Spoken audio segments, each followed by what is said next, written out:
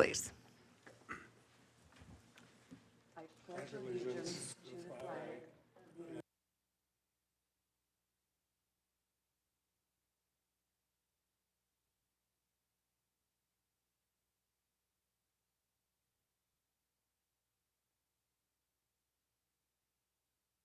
Tori, would you call the roll, please?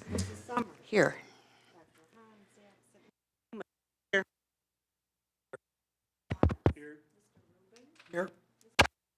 Here. Here. Here. Here.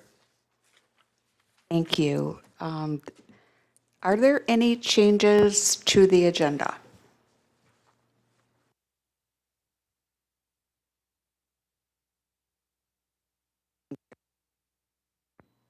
Yeah. Are there any other changes to the agenda? I think we can approve the agenda as presented. Is there a motion to do so? I'll make a motion to approve agenda that's presented. Second. All in favor, please say aye. Aye. Any opposed? Thank you. Next item is public comment. And I think Victoria mentioned to me that there were, no one has signed. Is there anyone who's here that would like to speak? We do have another opportunity at the end of the meeting.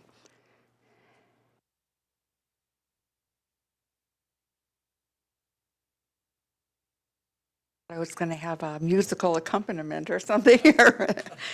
The next item is approval of the items, approval and acceptance of the items in the consent agenda. Is there a motion to do so? Or I just noticed there was still potentially an error in agenda A, item A on page 2 with two of the motions that are in here on page. There is a correction available. Okay, I just want to make sure No, there was. but did,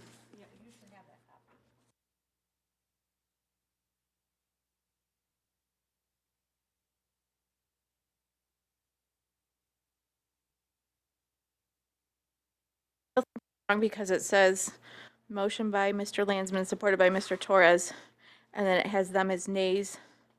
And I don't think they would have done a no if they made the motion.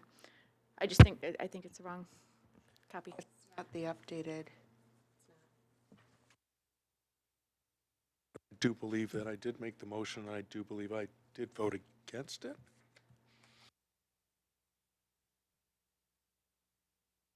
You're not talking about, you're not talking about the budget. I'm right here. Okay.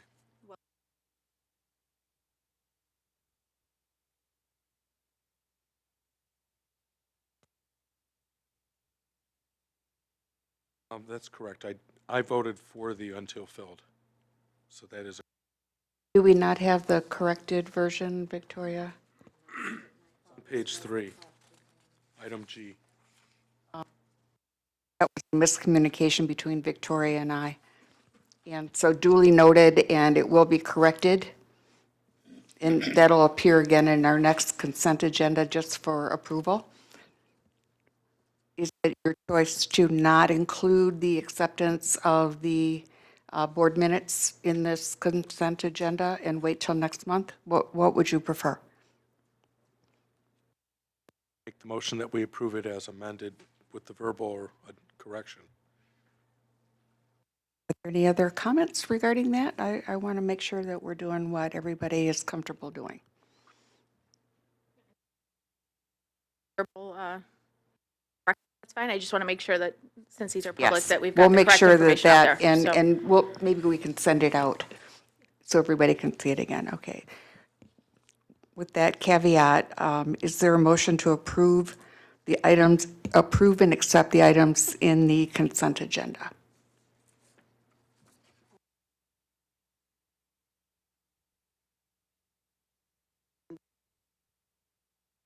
You certainly can. So, sure. Madam Chair, I think I did make that motion to approve them as amended with the verbal correction. Okay. Is that fully understood? Okay, great. All in favor, please say aye. Aye. Any opposed? Thank you.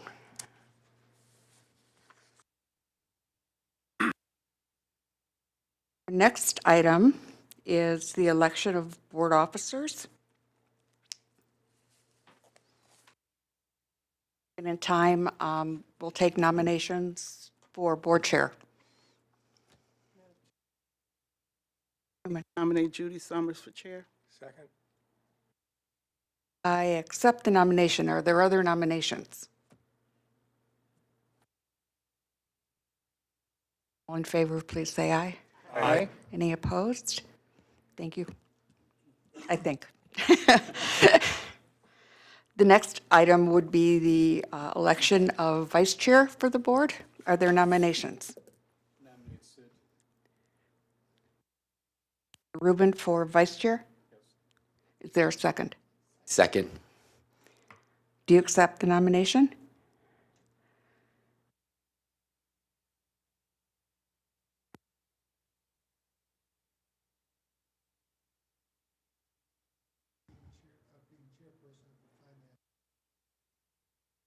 So it,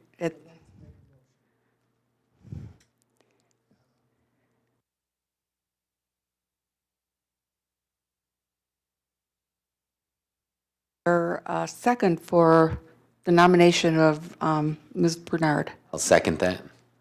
Do you accept the nomination?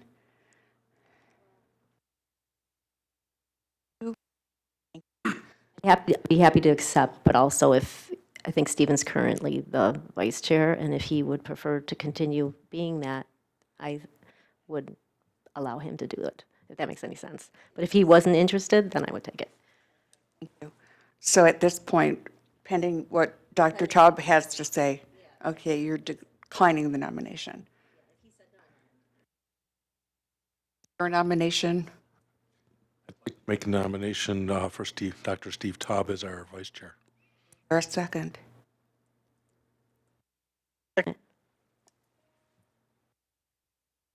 Adam?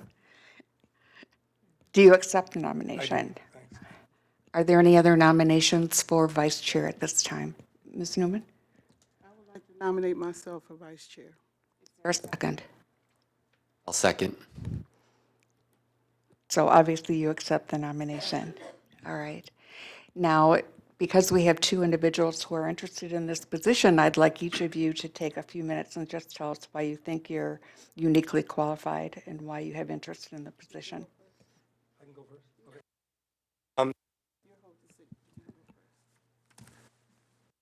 We're a board of 12 people. We're from all different backgrounds.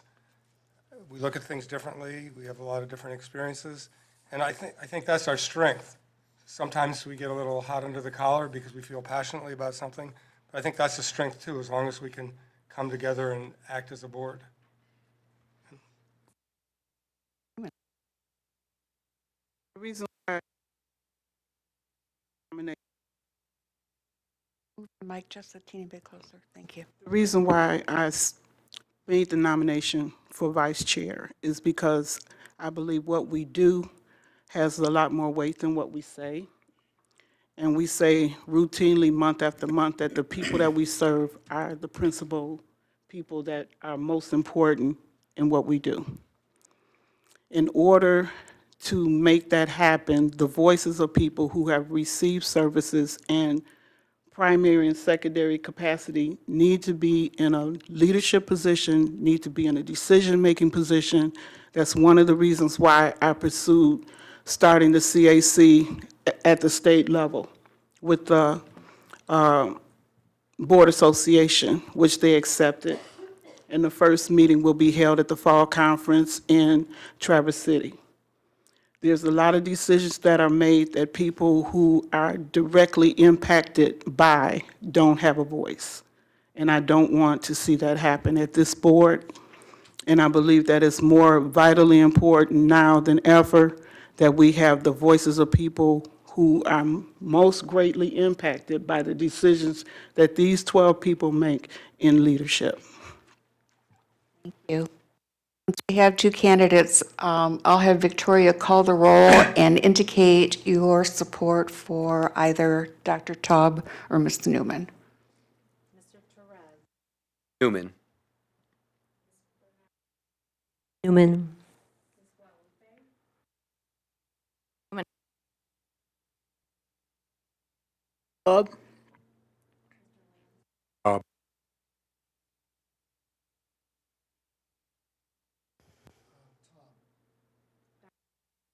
Newman.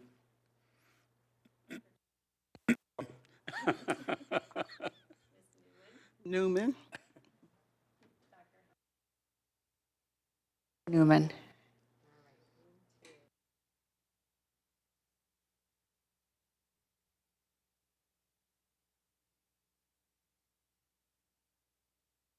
We need a vote of 7. The bylaws indicate duly appointed and serving, not who's present. And we're You a get the board of 7, 12. but where's That's the the, majority of But if those, we're- majority of 12, But is we- 7. but we're really a board of 11. We are not yet. We're a board of 12. Board of Commissioners has not yet accepted Ms. Kucharik's resignation, so technically we're a board of 12. And we need 7 votes to satisfy the caveats in our bylaws. So when you've spoken to the board, or if you haven't spoken to the board on why they haven't accepted her resignation, what do they say? We haven't met. They haven't met since she resigned. We haven't met and addressed her resignation. When will they meet again? I'm not sure what the next, I'm not either. I think it's next week. whenever their full board meets, I believe it's their intent to accept her resignation. I know they're looking at new candidates, so I would imagine that they're ready to accept her resignation. So where does it say 7 in our bylaws?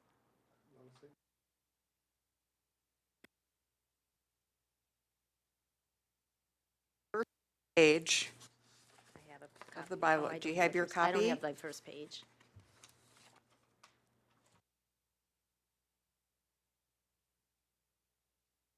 It says 7, yeah, I didn't see that. Okay. Under nomination, election, and duties of board officers, the officers of the board shall consist of 3 members and shall include a chair, a vice chair, secretary, elected by the majority of the board members duly appointed and serving. Duly appointed and Majority. serving is Majority. 12 by Majority majority. of 12 is 7, 1 over half. Half, 7 is the first threshold for majority. Well, this is a democracy. I would ask the 2 candidates, do you have a solution to resolving this, or? Again, see if anybody, Mr. Torres? Can we chime in or speak on behalf of why we support a specific candidate? I can't see any reason why we couldn't do that. I just wanted to justify, because it is my vote, why Ms. Newman, I believe, would be a good candidate. I think she set out a good, you know, example of what we look for here within this organization, and having somebody who has been directly impacted by the services we provide, and has been part of this board for so long. I had the pleasure of serving with Malkaya, Ms. Newman, several years ago when I was on the CMH board. I do know, from those years, and then the time that I've known her and stayed and kept in contact with her through the 9 years later, the 7, 8 years later, that she is very passionate, not just about mental health, but about a lot of issues that affect the communities who are affected by mental health. And I think that she would be a great point of leadership because of that, being directly affected by it, being such an advocate in the community. And I do know this just from my other hat of being involved in my own community, seeing her at community events all around Oakland County, being involved with advocacy at many different levels. And so for me, when, for her to be the vice chair, I think would be a great addition and a great balance for our board. Is there anyone else who'd like to speak on behalf of one of our nominees? Mr. Rubin? We're very fortunate that we have 2 very capable and credible individuals to choose from. And I don't, as you could probably see by my hesitation earlier, that I'm not sure how you split the baby. But I do know one option that we could consider, and I just throw it out, and that is, which is something very popular in the election of elected officials. You pull the name out of a hat, so to speak. And that takes away a lot of the pressure from a lot of us who feel that the decision may have been tough, but fortunately, we have two great people. Ms. Bernard? And may I offer another suggestion that we just split the year 6 months with Dr. Top and 6 months with Mrs. Newman? I don't think we can do that. Our bylaws don't permit it. In our bylaws, it says that they're elected annually at our October meeting. So I think that we need to stick with a full year term. Are there any other comments? Ms. Guadalupe? More of a question. Sure. Since I'm newer, have either of you had, well, I know Dr. Taub has had the position, but Malkaya, have you held the position of vice chair before? Or Vice chair and chair of this board. both have experience in And the, of 3 people in the whole state of Michigan that has chaired a CMH board. I don't like to talk about myself. And it took a lot of courage for me to nominate myself. But I believe strongly that with everything that we're facing right now, we need to send the right message to the people that we serve first and foremost, the staff that works in this organization, and the community. I'm not saying that by electing Steve, we're not sending the right message, but I am saying nothing about us without us. And that is why I nominated myself. Are there any others who would like to make a statement at this time regarding our nominees? I will ask Victoria to call the roll again, and then after that, we'll determine. Are we good with that? Okay, Victoria, would you call the roll, please? Newman. Newman. Newman? Bob. Bob?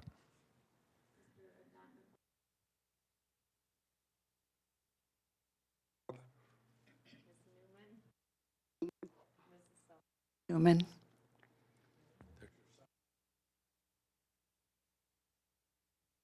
Congratulations, and I want to echo Sid's comments that we would be well-served with either Dr. Taub or Ms. Newman at this point in time. We are lucky to have that depth.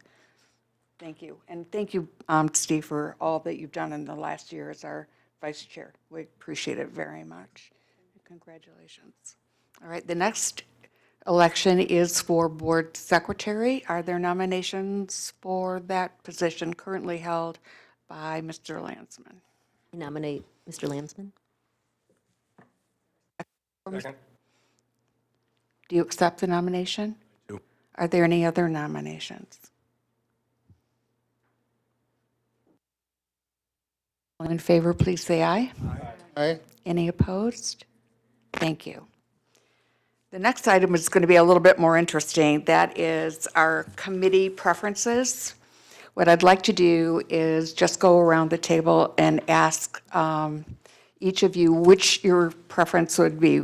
We need 6 members for policy management and 5 for the business operations. So we'll start there, and should there be any conflict in the end, then we'll try and resolve that positively, okay? So how about if we just have, do you want to go around the table, Victoria, or do you want to call the roll? Let them go around. Okay. Start with Mr. Furman. I think I'm a best fit with policy. Landsman, After 2 years of being on policy, I'd like to go back to business ops. Guadalupe. Bob, Policy. Ms. Newman. Dr. Policy. Clark. Ops. Business ops. Business ops. Now, do we have 6 at business ops or 5? I lost track. Perfect. Excellent. At this point in time, what I'd like to see happen is that the people who have, do you want to read who is on business ops, just to be clear? Business ops would be Mrs. Newman.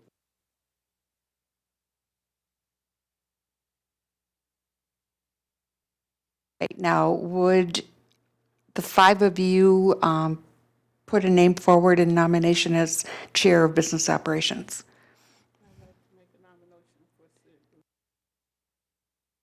For I would that. support that. All right. This is an affirmation rather than an election. Are you comfortable continuing, Mr. Rubin, as Chair of Business Ops?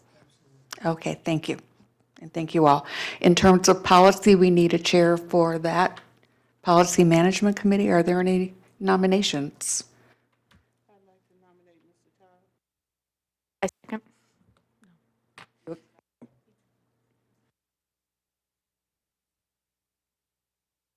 Not chair, okay. Policy, just by default, but just so I can.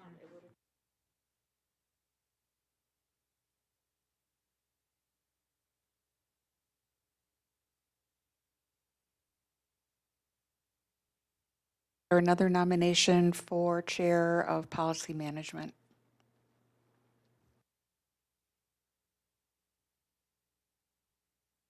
The primary commitment is that for the Committee of the Whole, the chairs of the 2 standing committees alternate in facilitating, and that is the in-person time commitment. The rest of it pretty much can happen through electronic communication and agenda setting, things of that nature. I left anything out? I don't think so. Like I said, the primary commitment is to running the meeting every other month.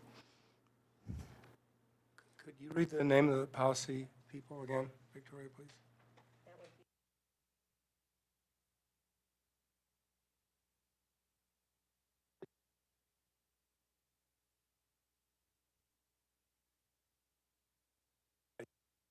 It's 6 for policy management, 5 for business operations. So I'm quite sure that Dr. Hans would want to be a part of policy management. And we are not able to fully populate policy management. So is there a nomination for chair? Another? If you would.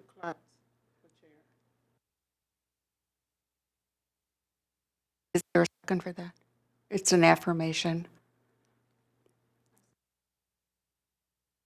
Well, all in favor on policy management regarding the election of Bob Klotz to be our committee chair? All in favor? Aye. Excellent. Okay, thank you, Bob. I hate to leave that section. I think we're done with elections. And thank you all. I mean, I think that this is a board full of great leadership potential. I think we can all fit in some capacity or another, and I am hopeful that as time passes, everybody will have an opportunity to show. And you might also consider that the board chairs of the standing committees may want to reach out and ask for a vice chair, just for those times when, you know, circumstances are such that you may not be able to be at the meeting or some such thing. So think about that. It's not necessary to do now, but please keep it in mind, okay? Judy? Yes. Sid? I'm not sure I know what the policy's been if the chairman, the chairperson of any of these subcommittees is not able to attend an executive board meeting, will the vice chair be able to attend in its place? I think that that is something that's silent in our bylaws, and having a vice chair is more of a safety net than an official role. I think that I don't see any problem with that. If the committee members agree to have someone be the vice chair, I don't see why that wouldn't happen, They would- fairly easily. And they would be able to attend an executive board meeting. In my mind, yes. I don't know how others feel about that. I see absolutely no reason why that wouldn't be possible. What we want is the voice. Sure. So I would certainly, as those situations come up, but it is important to have somebody that would be a good spokesperson if the chair isn't able to participate for any reason on a particular committee, even for facilitating the committee of the whole, if there's agreement amongst, and I think that what we'd want is for the chairs to reach out and advise the board as to who is the vice chair. Mr. Landsman?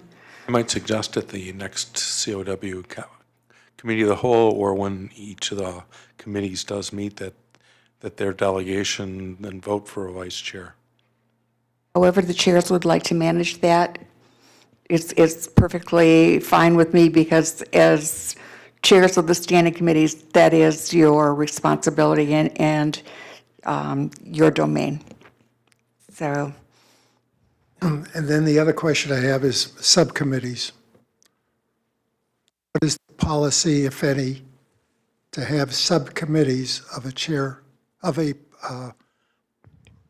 one of these standing committees? I'm not aware of any policy regarding that specifically. There's nothing in our bylaws that addresses subcommittees. Ms. Bernard? Oh, in reviewing the bylaws, I did notice that you can have advisory committees and ad hoc Ad hoc committees. committees, So correct. who makes those? If there is an agreed-upon need for an ad hoc committee, Right. board-wise, then that's how that would happen. And a subcommittee, like, say, requests an ad hoc committee for the building? As an example. I would say that's a full board decision rather than a subcommittee. And the subcommittee, the Bring it up. standing committee can recommend. As a business ops, that there be a ad hoc committee representing the That can building. be something that the Business Operations Committee can recommend, and then it'll be a full board decision. And I think that whenever that may come up, and it probably will, please be prepared to explain the value and the necessity. The one problem I see is, as Hadass mentioned, the building. That's something that may have to go into closed session. So somebody should check that one out. Regarding, Leasing. I think we're going to have to wait and see what the situation is to see if it's eligible for being discussed in closed session. Until we have a specific idea of what it is we're going to discuss, I don't think that can be determined ahead of time. It depends on the circumstances. Can I make a recommendation that we add the business ops report and get that back on our agendas like it has been in the past few years? I'm not sure I know what you mean. Well, business ops used to give a report, just like policy and some of the other committees. I think it would behoove us if we, as a business ops team, gave a report to the board of any discussions we may have had. So are we going in the side door for separating out our committees and how they meet? Well, I think business ops, I think committees should have that option. I think they should have that option to hold meetings, to discuss matters, to be brought before the board. I don't know that this is the appropriate time for this discussion, but my suggestion, and I haven't given it a great deal of thought, but my suggestion at this point in time would be at the committee of the whole, if business operations feels that they need to specifically review and address an item, bring it up then, and then the board can refer it back to the Business Operations Committee, or likewise, if there's an issue that presents itself that is very much under the umbrella of policy management, we can do the same. But I think we start, for now, we start at the full board, and then we can have the board agree to refer it back to committee for specific study if there's something in particular that the board has interest in pursuing. Ms. Bernard? Just in reviewing the information about the committee as a whole, I think there's guidance in the bylaws that we're supposed to make a decision in October regarding that. I guess we could wait till November, Regarding, regarding whether they meet individually or as a whole. It looked like it's a board decision, correct. but it hasn't been made yet. You just kind of made it. It's a fair question. The way we have been operating with the use of the committee of the whole as our vehicle for discussing business operation, issues related to business operations and issues related to policy management, they've come forward to the committee of the whole.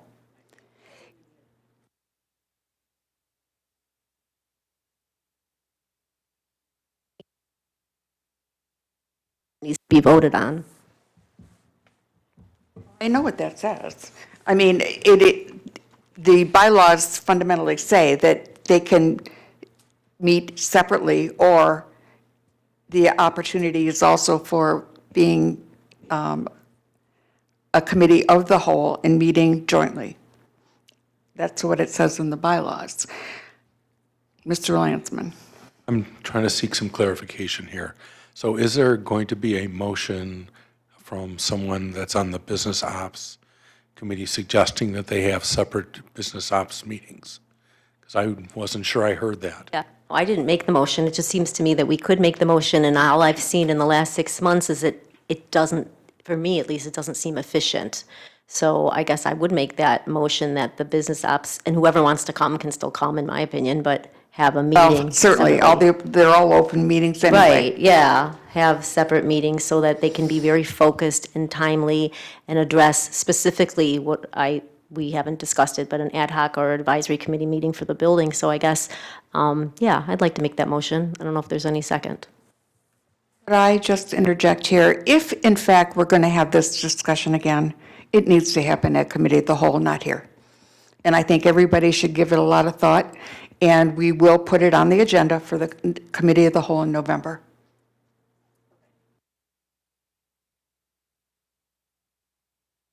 It doesn't, in my mind, it requires agreement. I'm not sure it requires a vote.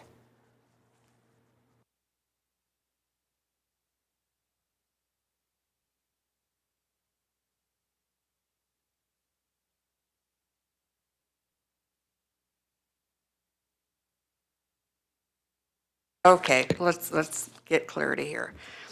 Okay, it says policy management and business operation committees can meet as the committee of the whole, alternatively chaired by the policy management and business operations chairs at the discretion of and a vote of the full board. So the vote would be, do we continue as committee of the whole, or do we split out into two committees, two standing committees again?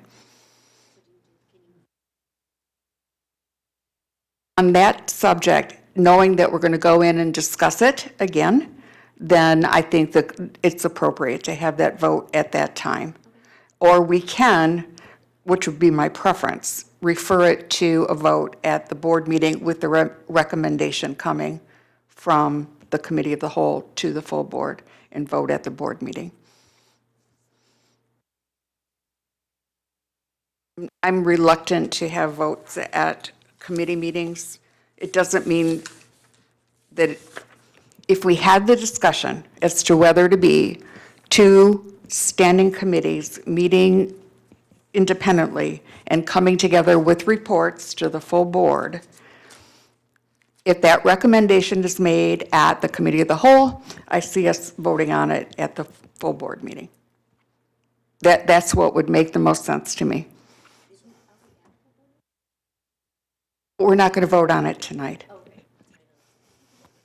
I just want to clear, so that would be conversation and discussion at the next COW meeting as to whether we stay as a COW meeting back-to-back or a separate, and then taking, once that discussion's happened at the next COW meeting, then at the next board meeting, November, Make Then it the- official with a vote.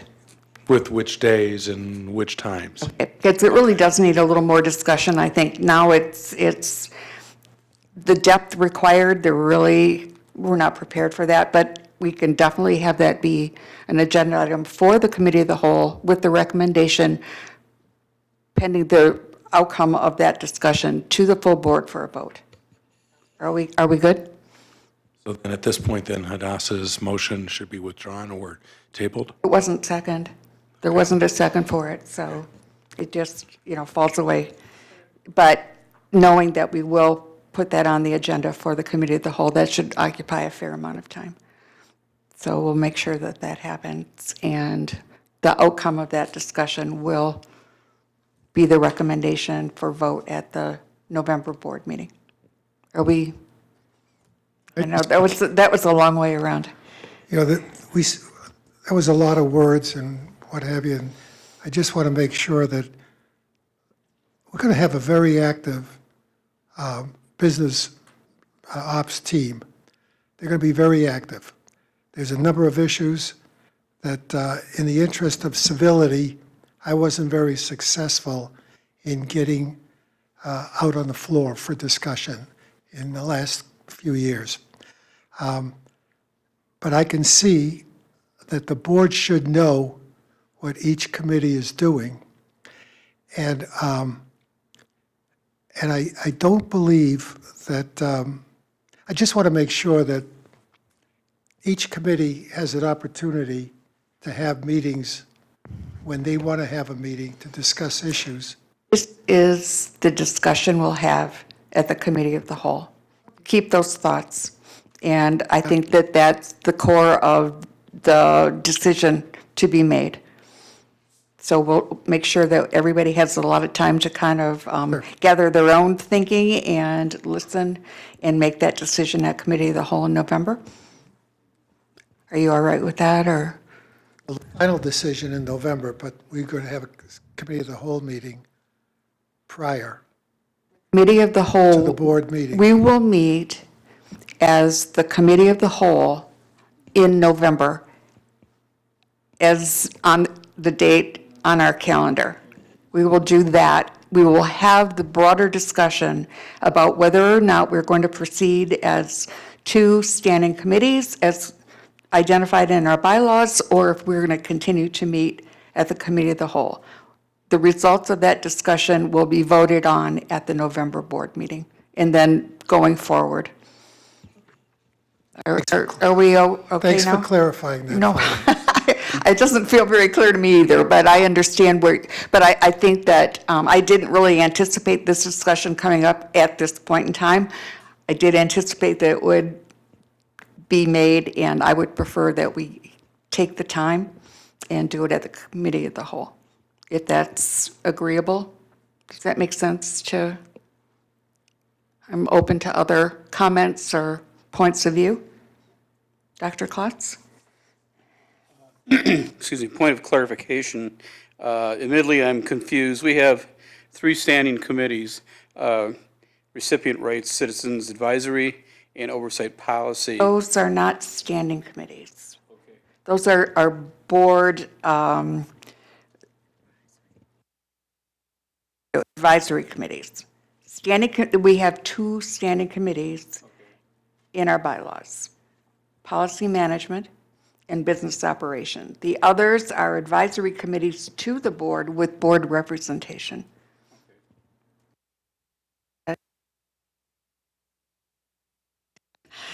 How is advisory, how does the Can advisory? we wait to be recognized?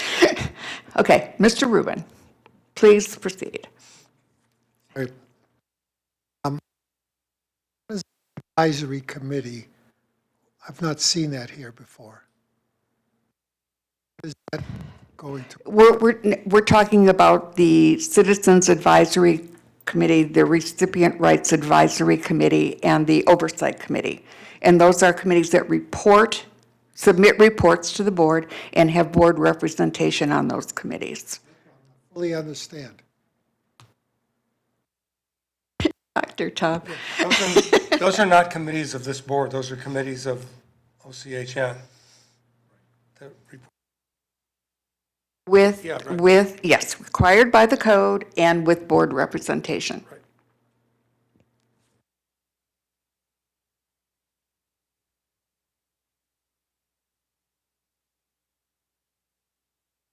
Any other questions regarding what we're going to do next month at the Committee of the Whole? What that outcome will determine by vote at the November board meeting? All good? Right, any other questions or comments on that subject? And I think if we ever needed a story that inspired hope, now's the time. So we'd like to welcome Suzanne and PJ to talk to us. Yay, thank you for being so patient. You are a really, really nice person for doing that.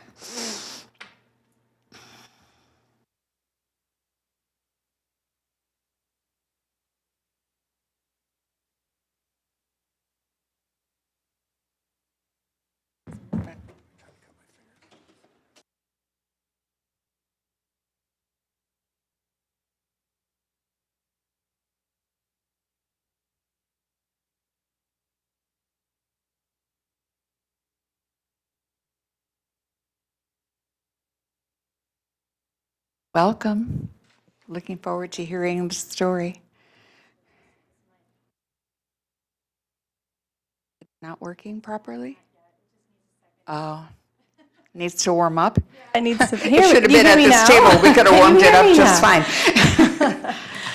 fine. Thank you so much. It's my pleasure to introduce PJ McQueer, and he is one of our stories that inspire. And I'm so happy to have him here. I can't wait to hear the rest of his story. I know a little bit about it.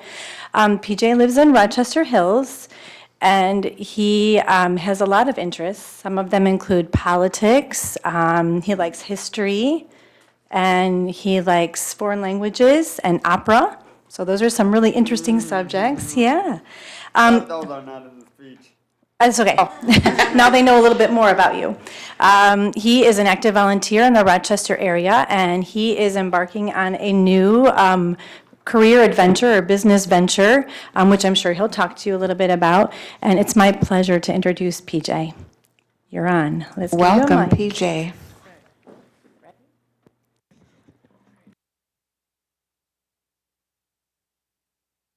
Evening. Evening.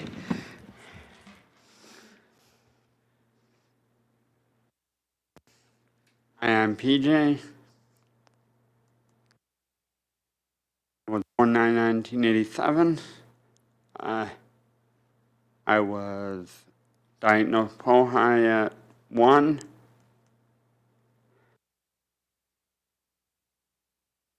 Was diagnosed with autism, Asperger's syndrome at 13.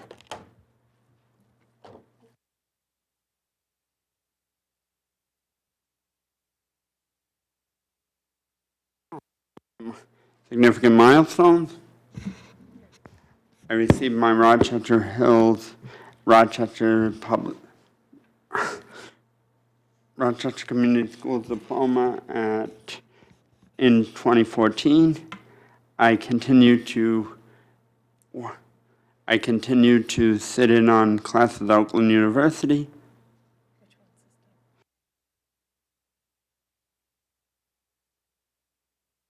He's very disturbed. He missed his lecture tonight, so. No, I'm not. Well, All right, go ahead, that, continue. I could get there, but you can't get to your meeting. Okay, okay. Sorry for the digression. My interests are news. Politics. We've seen a little bit of that here, but.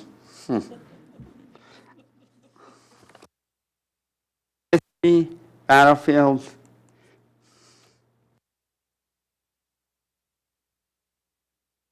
History museums.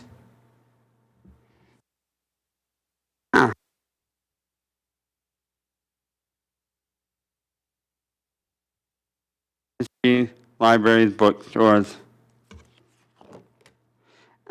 Travel, Maine. Go up there for 4 weeks every year.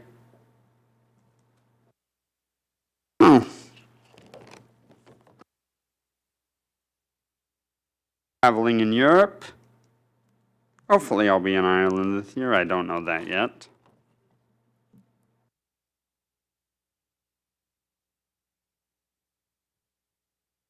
Opera. Support staff helps me see live performances. Dining. I love to go to new restaurants. Support staff helps. I'm able to learn cooking. I'm able to figure out tips, and I'm able to learn writing. I have some fine motor problems, but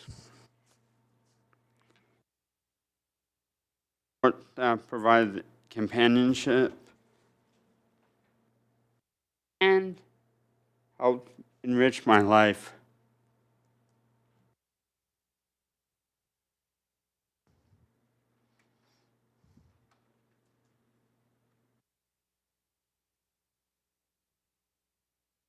Want me to read this? Self-determination allows me to carefully select who I want to work with as a support person, my daily schedule, and my preferences. Yes. Okay. Volunteer experiences, Rochester Hills Public Library, Meadowbrook Theater, and Houston Farm Museum, Middle School, American House Senior Living,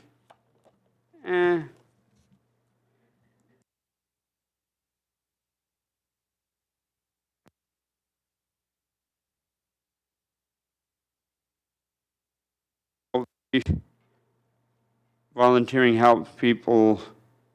I love being with people. I love giving back to my community.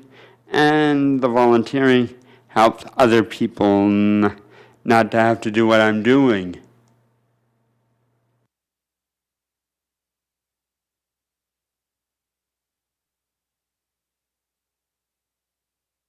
Support staff helps me sit in on university classes, helps me go to the gym. I've got to say, I haven't been doing that a lot in the past, 6 months.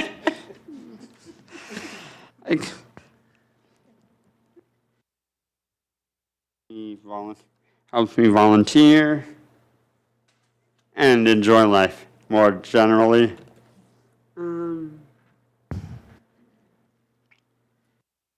Paid employment opportunities. I had through a state grant program to explain the Affordable Care Act in 2012.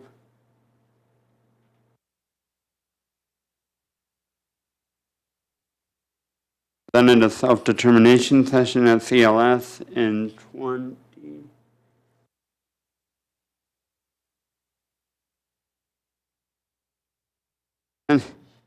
I talk with Lisa Kowalski and Aaron, usually. Unfortunately, they couldn't be here tonight.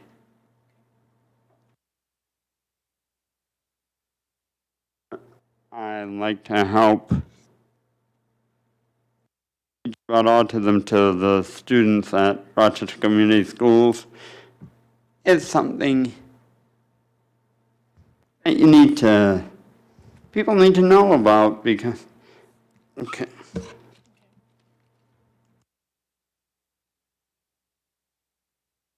I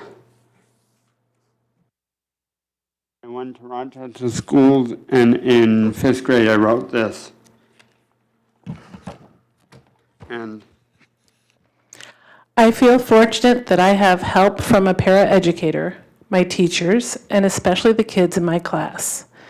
In the olden days, they would consider me stupid, when actually I'm very smart. I wouldn't be able to be in a regular 5th grade classroom without everyone's help. I wouldn't be in the regular school, probably.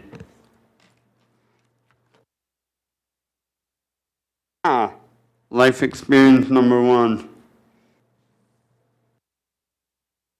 Sometimes people talk to my support person instead of me.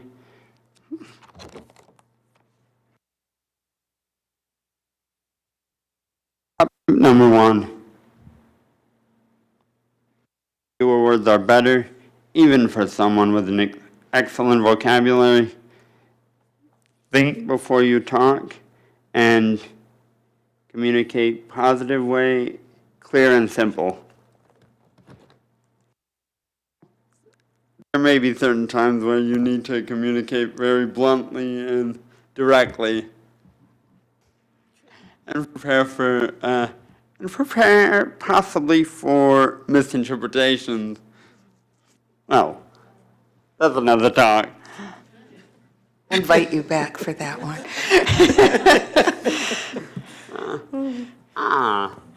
See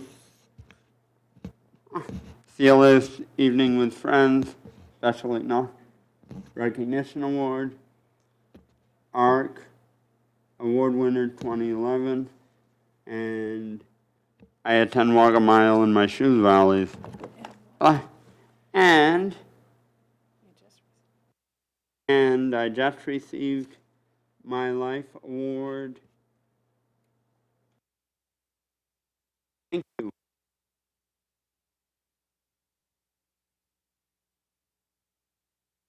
Thank you to OCHN. Oh, and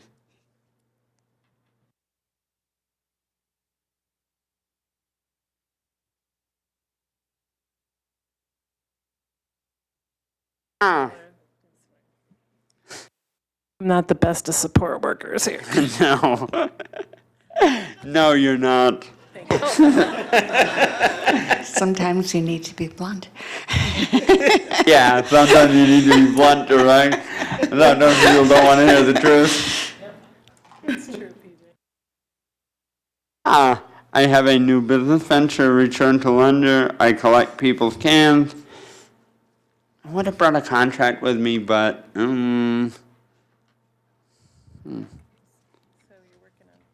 yeah, I'm working on getting new clients.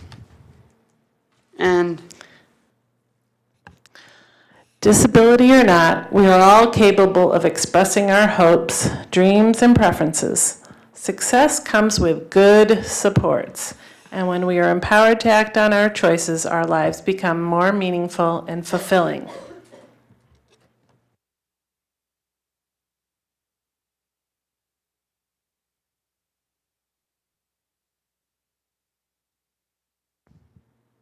I know I am capable of making a difference in the world, making our communities more inclusive places to live and work. Thank you.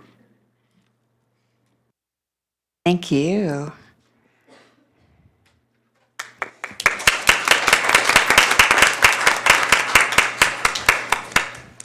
PJ, can we ask you some questions, if that's okay? Okay, great. Are there any questions for PJ?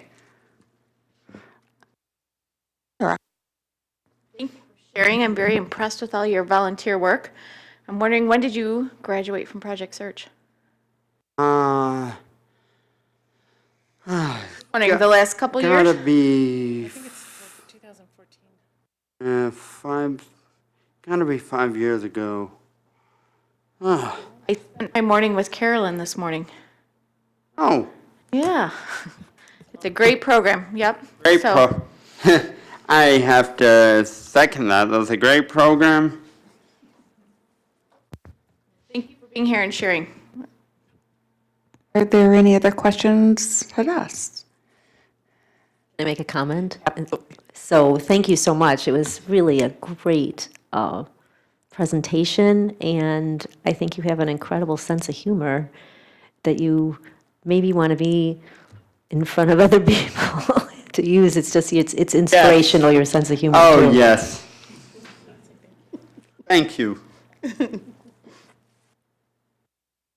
Any other, John Paul? I just wanted to make the comment, appreciate your volunteerism, and you actually volunteered at my former middle school, Ruther Middle School, so thought that was kind of cool.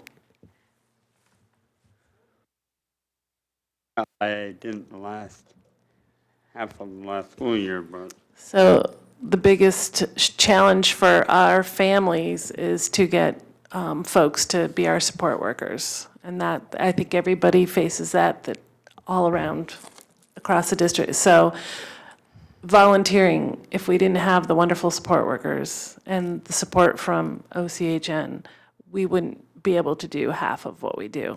And I'd be absolutely kaput, because he keeps me, he needs his own admin, let me tell you. So if you ever need my him to personal look. admin. Yes, I know. Yep. I wanted to thank you, PJ. I got tired through your presentation. You are very active. I don't know how you do all of what you do, but I commend you for what believe you me. do. Thank you so much for your work. And I wish you well in your business also. Oh, thank you. Any other questions? I have one for you. Where did you develop this sense of humor? Were you always funny when you were a little kid, or has it helped you kind of get through your day from time to time?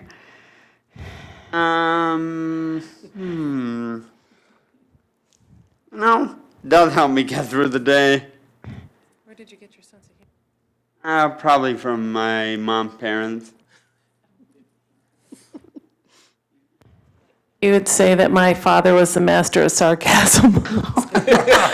So now we're working on, not everybody really wants to know the truth. You know, honesty is great, but you have Not to always kind the of. best. You're right. Honesty is not always the best policy. Well, it is. Well, if Well, you're on the witness stand being a witness. You yeah. are wise beyond your years. I will tell you, you have awesome perspective on life in general. And I think that your tips on communication are perfect.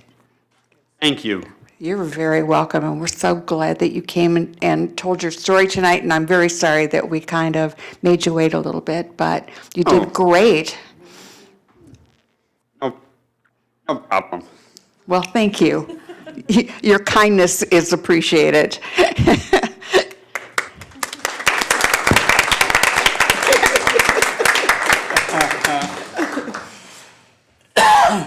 Excellent bow.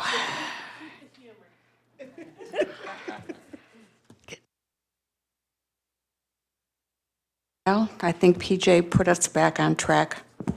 We have many things to thank him for.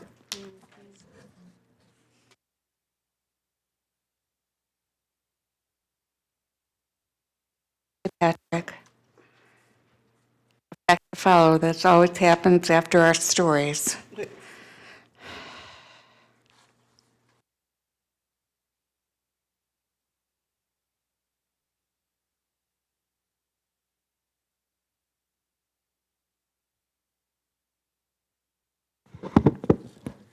and I'll be presenting the August financial statements as of August 31st, 2019. Start with the comparative statement of net position, assets. The month of August, we show an increase in the total current assets of roughly about 1.7 million. The items which attribute to those changes are a result of the following. First of all, there's a slight overall decrease in cash of about $150,000, which flows into our net assets total. The next item I want to mention is the investments. There are funds that matured and were not transferred to our new investment managers. The third item is the accounts receivable. They went down by about $800,000. We received payments which were due to us from some of our programs, such as Children's Waiver and the other Medicaid dollars. Due from state and provider agencies are the totals that fluctuate due to timing of payments received and paid out by OCHN. The next item is interest receivable. These are accrued interest on investments that we haven't received yet. We accrue it each month. And then the last item was the prepaid expense. Due to the Labor Day holiday, we prepaid this amount. This was majority provider payments that were due in September, which we paid due to the holiday of at the end of August. And down to capital assets, that consists of building depreciation, which is about $150,000 per month. This is required by GAAP to report accumulated depreciation over the life, to write down the asset over the life of its useful life, the asset over the life of its useful life. And then the other item was other fixed assets, which includes furniture and equipment. That's our statement of comparative net assets or net position. Questions for Patrick on that? I'd like to move on to, okay. Mr. Rubin? Numbers that you're presenting, is this on a 4-4-5 quarter? This particular report?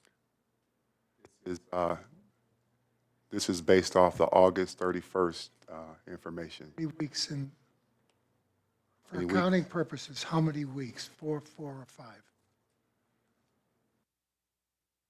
Sure. Probably 4.5, I would say. We do the accruals, we count the days, but it's probably about 4.5 weeks. 4.5, not quite 5.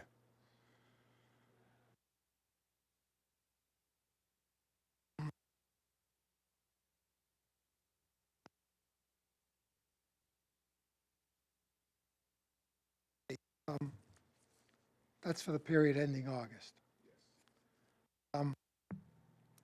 When interest rates go down, do your investments go up? Interest rates go down? Yes, they do.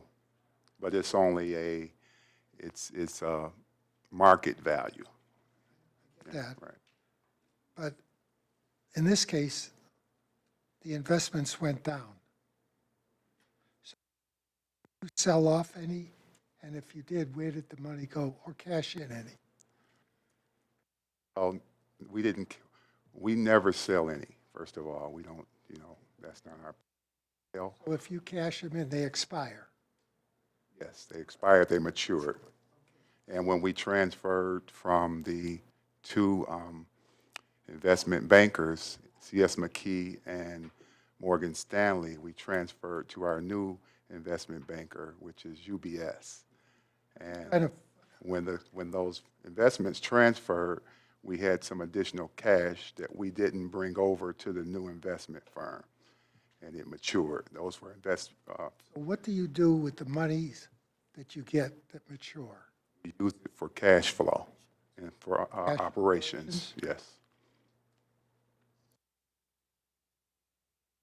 Can you give us an example of like one example? One example of, Cash operations. This is over $1 million. well, we all know that we agreed and signed up for deficit spending this year. So if we're spending at a deficit every month, our revenue is about, anywhere from $500,000 below our expenses, and so therefore we have to make up that difference by use of some means, and we've been using reserve or matured assets to help to make up that deficit.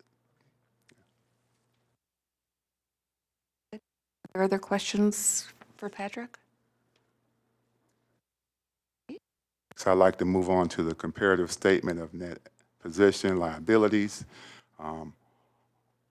Overall, our liabilities went up approximately 1.8 million, from 20,300,000 to approximately 22,100,000 due to timing of the submission of billing and timing of OCHN payment schedules. The non-current portion of liabilities consists of the capital lease, the OCH bond, outstanding balance on the RCC bond, and the leased home bonds. And then when we look at the net position, overall, there's a $150,000 decrease in net assets, roughly about the difference between, it's about $150,000 decrease in net assets total from the previous month. Any questions about the statement of activities revenue? All right. I understand I'm you sorry. said that the accounts payables went down, Accounts payable went up. right, because of the timing. If the timing was different, would that, does it normally change? Is there a reason it changed? From the previous month, or there were just more vendors? So sometimes we don't get the bills in time to us in order to meet the payout schedule. So it's a timing issue. When if we get our billing, then we have to, put it on our payment schedule, which occurs every 2 weeks, and sometimes that payment may fall in the next pay cycle. And as a result, it's a timing issue. That's why it fluctuates. Sometimes it's a little more, sometimes it's a little less, based on the timing of those payments from the time we receive the bills and the process the payment. Okay, and then we don't have any, interest income if we haven't gotten the bill. The bill doesn't go up if you haven't gotten the bill in time or anything. It always stays the same if it's like within a 30-day period or something? No, we don't. Yeah, okay. Just curious. I have a question about capital assets. All right, so your other fixed assets you said were like furniture. So is that furniture in this building and then also in the houses, or just furniture here? Furniture here. Okay, thank you. Questions for Patrick? Ruben? I've been trying to understand the accrual process in this operation. I see you accrue payroll and benefits. Why can't you accrue other items, or do you? We do. We accrue some other items. The provider payments, for example. Either payments or receivables? We accrue the provider payments, through some of the hospital payments, because we know it's things that become due and we accrue it. But They're consistent every month? Okay. otherwise, we'd have a greater fluctuation of financial statements from month to month. So there are some things that we know are consistent that we accrue, because we know it's a timing issue. It may come in a few days after the month end, but we accrue it because we know that it's a regular occurrence.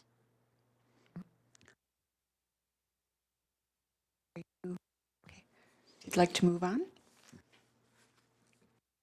The next statement is the statement of activities, operating revenues. Total Medicaid dollars that we received are about 2.1 million above the budget for August. These were additional dollars which were pushed out in our expenses for HRA, hospital reimbursement. This hospital reimbursement payments that we receive the funds and then we push it right back out. So these hospital payments were additional revenue which was paid to providers under our acute care and under our hospital acute care services. On the statement of activities, you'll show that portion of the revenue that we receive being pushed out. Then the next item is the state general fund and the county match. Those are consistent dollar amounts that we receive. There's usually no change in those dollars. Other revenue under investment income, you see that it's a change, and that change is due to the market value. And then the other, all the other items under the category of other variances are resulting from the timing of the payments and the receipt of the revenue.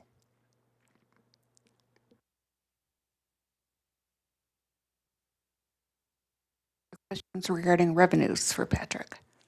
Mr. Landsman. Thank you. So one of the things I know we talked about in the last couple of meetings is some sort of increase that we're getting from the state for revenue.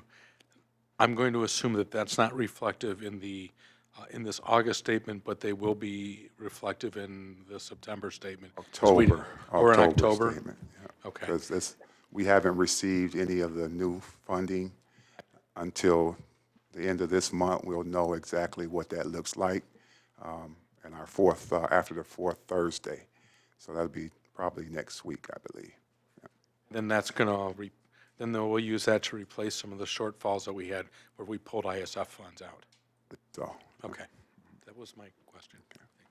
Other questions regarding revenue? I'd like to move on to the statement of activities, expense.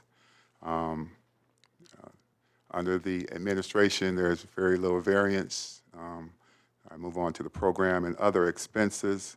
The residential provider went up about 1.2 million. It's under budget, actually, by 1.2 million, and this was due to timing of payments as well.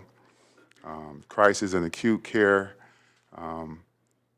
is over budget by 3.1 million, and that's that third quarter HRA payment that I talked about in the additional revenue that we received.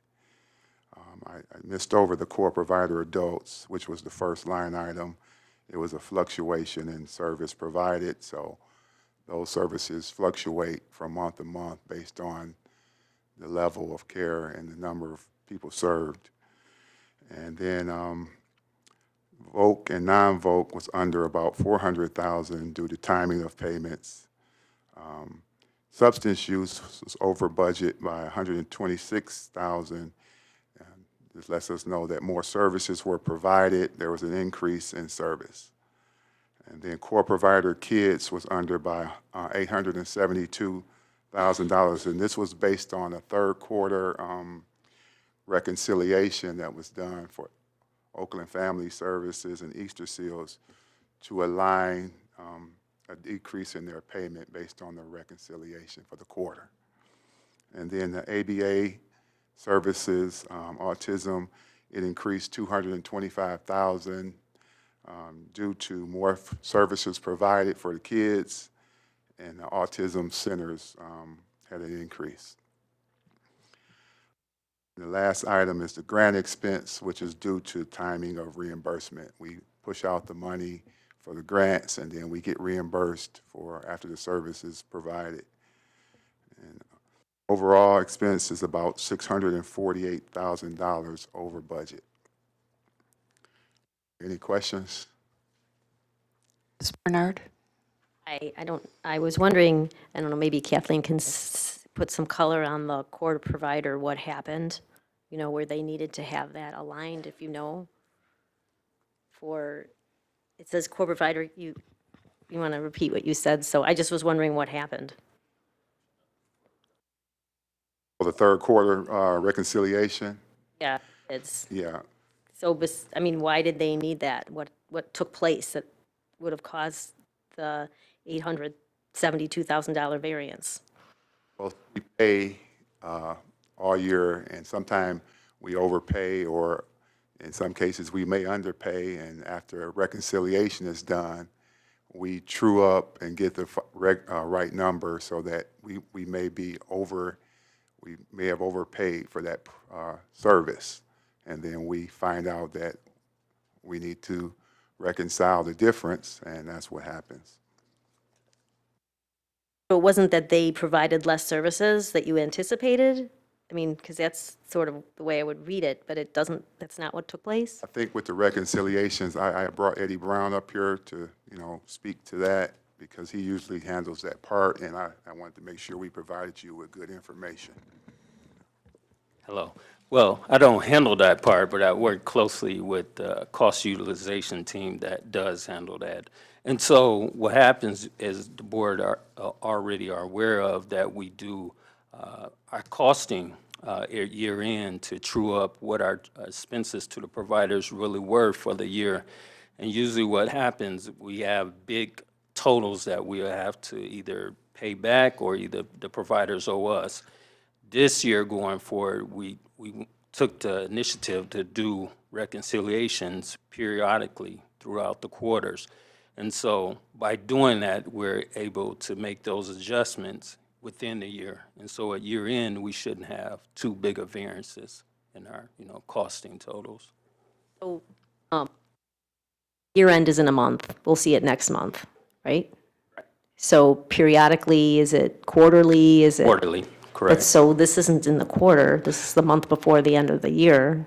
Yeah, but they would have done a third quarter and we just got those totals reconciled. And we. So it doesn't really hit the quarter. It's when Correct. you get the numbers. Correct. Okay, thank you. Ms. Newman? Under program and other expenses, housing services, what goes into that line item? Is that for community living, community housing, that, the group This is- homes? Housing services. I think that may be CHN. Yeah, I think that's CHN. Yeah. They manage our home. Manage our group homes. Are there other questions? Mr. Rubin? How do you think we're going to end the year on the total expense side? Any ideas or indications? Well, we haven't gotten to our final year-end information yet, but I know that based on the trend, our expenses are going to be well over our revenue for the year. To that dollar amount, I really don't know what the exact amount is. Right now, we're about 2.5 million higher on expenses. Budget, yes. Yet the expenses for the most part is for the services. That's correct. Services are higher. And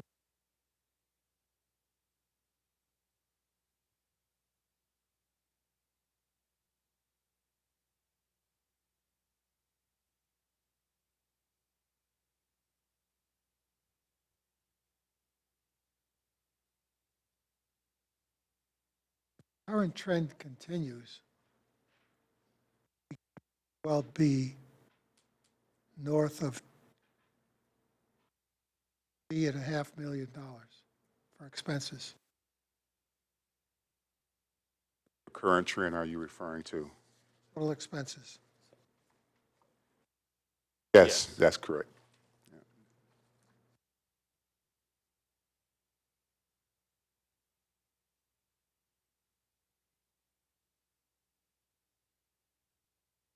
Mr. Landsman. So I agree with that, except that it also doesn't reflect the additional funds that we're going to get that will be adjusted for fiscal year 2019. So that'll put us back 1.5%, instead of being a 1.5% over budget, that'll put us back under, because we'll have income to offset that expense. Under higher expenses. But we're going to have that expense, but we're going to end up with additional revenues from the state. I'm glad you brought that up, because I heard you say earlier that you won't know what that revenue is going to be.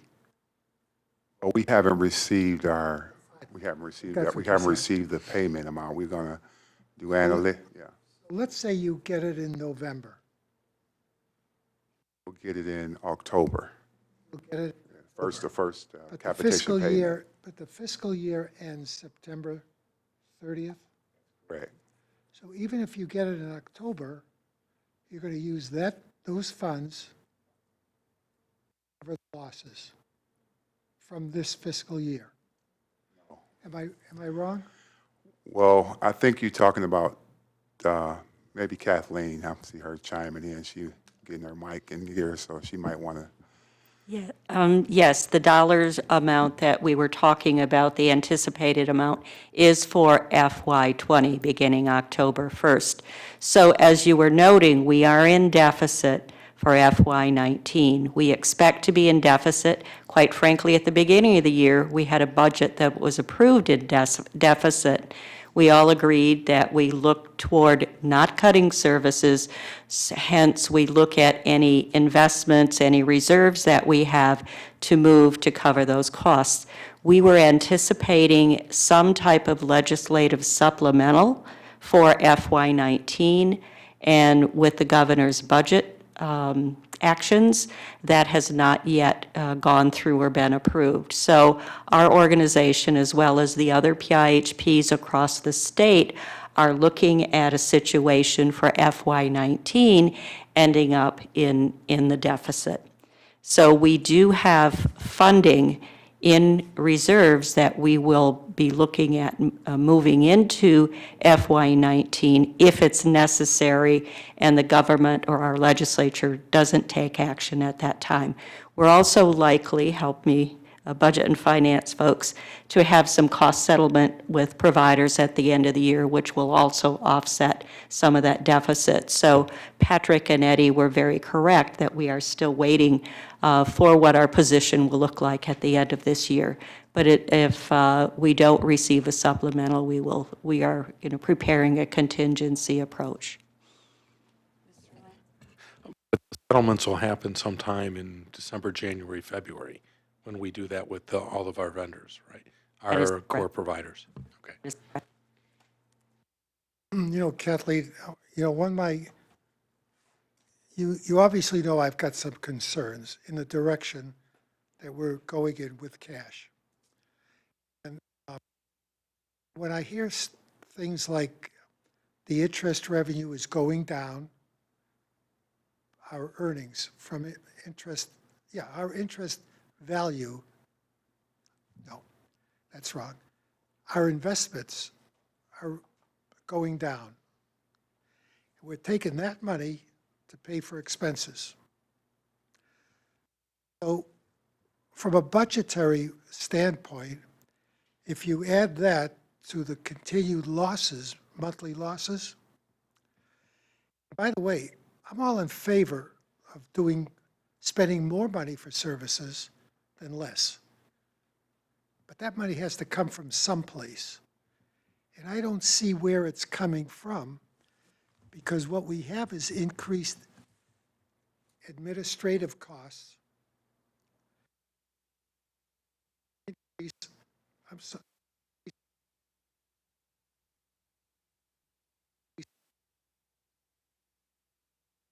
Increase, and eventually the two hit.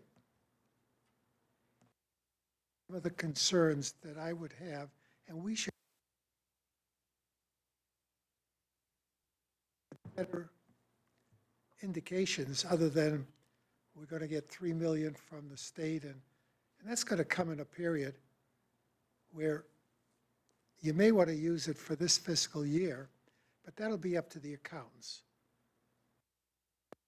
That good budgetary, planning, up to the accountants, because they're going to prove it or not.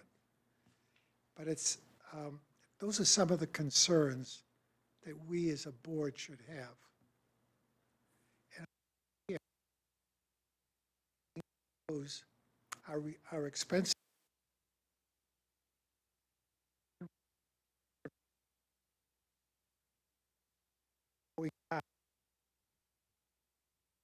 You could be decreasing also.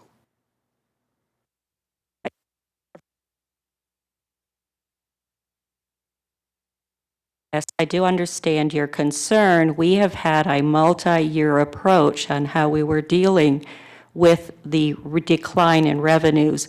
And I think, again, we should celebrate the advocacy of this last year. The legislatures put approximately $200 million or more back into the public mental health system. So yes, we can look at what we were doing here. The entire state was in dire straits, but even from the time our economy went south, so to speak, and that's quite a number of years ago, we have been committed to services. We've used our Medicaid revenue stream almost to zero, as other PIHPs have, knowing that we also wanted to have a soft landing for the provider network, not cutting services while we move to value-based purchasing. We're 2-3 years into that proposition. We're getting the outcomes we need.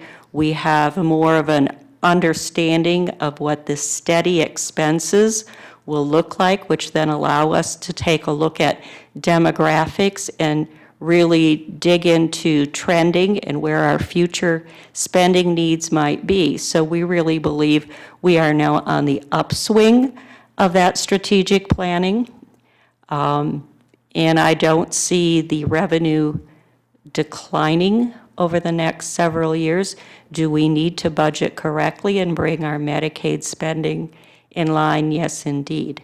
And we continue to watch the the eligibility trend line and what kind of revenue, Medicaid revenue, that brings into this county.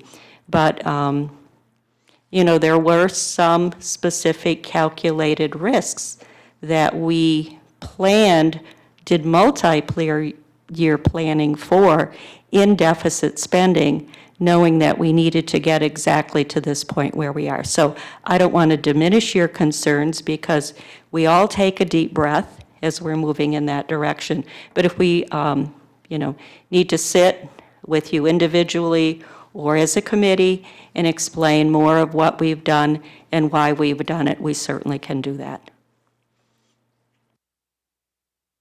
Now, have you asked all your questions? Yeah, I just want to tell you, I too want to celebrate, and I want to celebrate by making sure that our providers stay healthy, and that we give some of those losses that we don't really have to take all of them with proper budgeting, and give it to the providers.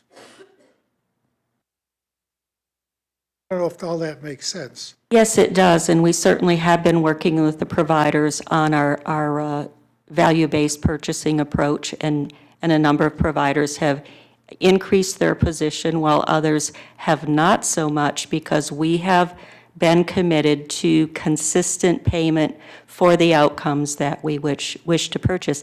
I think it's also important to remember that we continue to receive local funds every year. We continue to receive PA2 funds every year, which is the liquor tax and the convention tax. And so that gives us, we're lucky in this county, that gives us a cushion that we can use to do more strategic financial planning over multi-years. Mr. Torres and Ms. Bernard? So I just wanted to chime in, so make sure I have this correct. So last year, we were operating in a deficit, correct? That we approved, that the board had approved, indicating that we didn't want to reduce services, correct? That is correct. Okay. And We then, were, let me also just clarify, we were still in the process of rolling out service models around value-based purchasing. So, there were some adjustments there, but yes, the intent is to purchase the outcomes, the lives we want people to achieve. then this year, we were looking at, a better situation. Would we projected the increase? I think 5% was what the budget was? Was it a 5% increase? That is correct, and Okay. it's my understanding if we get the numbers we expect, it'll be even just a little better than that. And then, so part of that money is being utilized to cover the deficit from last year because we didn't want to cut services, correct? That money will be going forward. The percentage increase that we talked about will start October 1st. Right, once that kicks in. Yes, once that Right. kicks in, our position looks certainly much better than it is now. As a matter of fact, our budget should be balanced, and I hope I'm not over-speaking, finance folks. We should find ourselves in a position of being able to start replenishing the reserves or use it. We will have to look at services, and we will be bringing some proposals on how that money would that's be fine. spent or where it would land.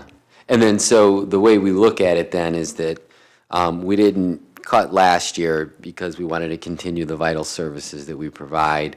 So then, but this year is the idea, or really this, that we are going to now receive more money, so that's going to help offset that. And then I had an opportunity to sit with Anya and talk a little bit about the PA2 funding, state, the local. And I'm familiar with, I receive PA2 funding through in my organization. We receive those dollars. We receive the state dollars. We receive the federal dollars. And then we get the local dollars, which from the county here. But then I was remembering back to back when I was on the board in the 2009 arena when the Great Recession came, and we were continuing in the same way where we didn't want to turn anybody away and provide services. So then we brought in people, workers, to work on making people Medicaid eligible, so we get those Medicaid dollars. And I was pleased to hear that that still is continuing. So that kind of upticks the Medicaid dollars that we get coming in, which I know have the most restrictions on it. But when I look at what's here, but basically what you're saying is that though we had that deficit last year, we're going to get more money this year. We're using that money this year to offset from last year, but it's allowing us to continue the services, and we're not planning on seeing any diminishing of funds like comparison to last year as to this year, correct? Because this year we received more than we did last year. Is that what I'm understanding? I'm not sure who I'm supposed to be looking at here, so, but. We're a team here. Yeah, so we received more this year than we did last year, which was a good thing, because now that allows us to make up for the deficit that we had in place last year. That is correct, and we will continue with service model development, consistency, and, seeking outcomes, at the same time being as efficient as we can. Thank you. Mr. Bernard, and then Ms. Newman. So regarding the supplemental that has not been approved by the governor yet, so what's like our status? I know that, are we on the list of her supplementals, and where are we with that? I keep looking. I've not seen it. I don't know if Patrick or Eddie has seen it. Our department, as I understand it, is gathering some information, and they're making a proposal to the legislature on what that might look like. I'm not certain if it's going to be. It was slated to be, as I understand it, about $49 million for across the state.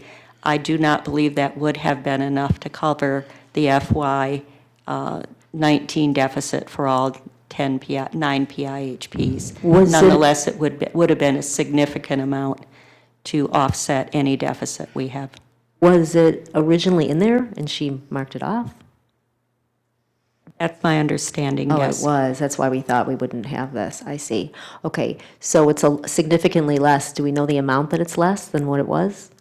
I do not know what that is now. There's information being gathered to talk about it and let us know.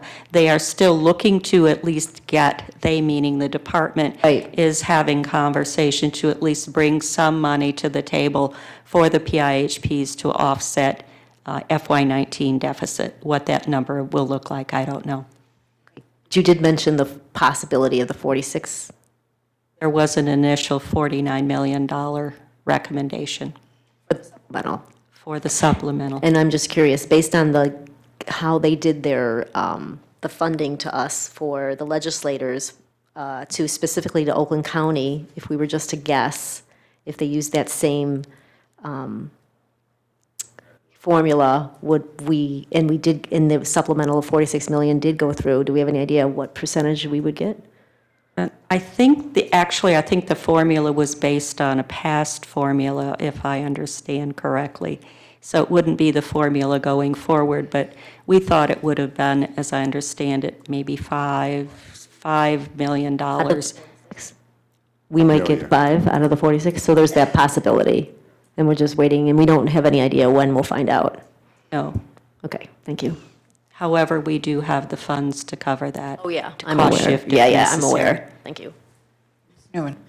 I wanted to point out, too, that there were several things that happened that were beyond our control.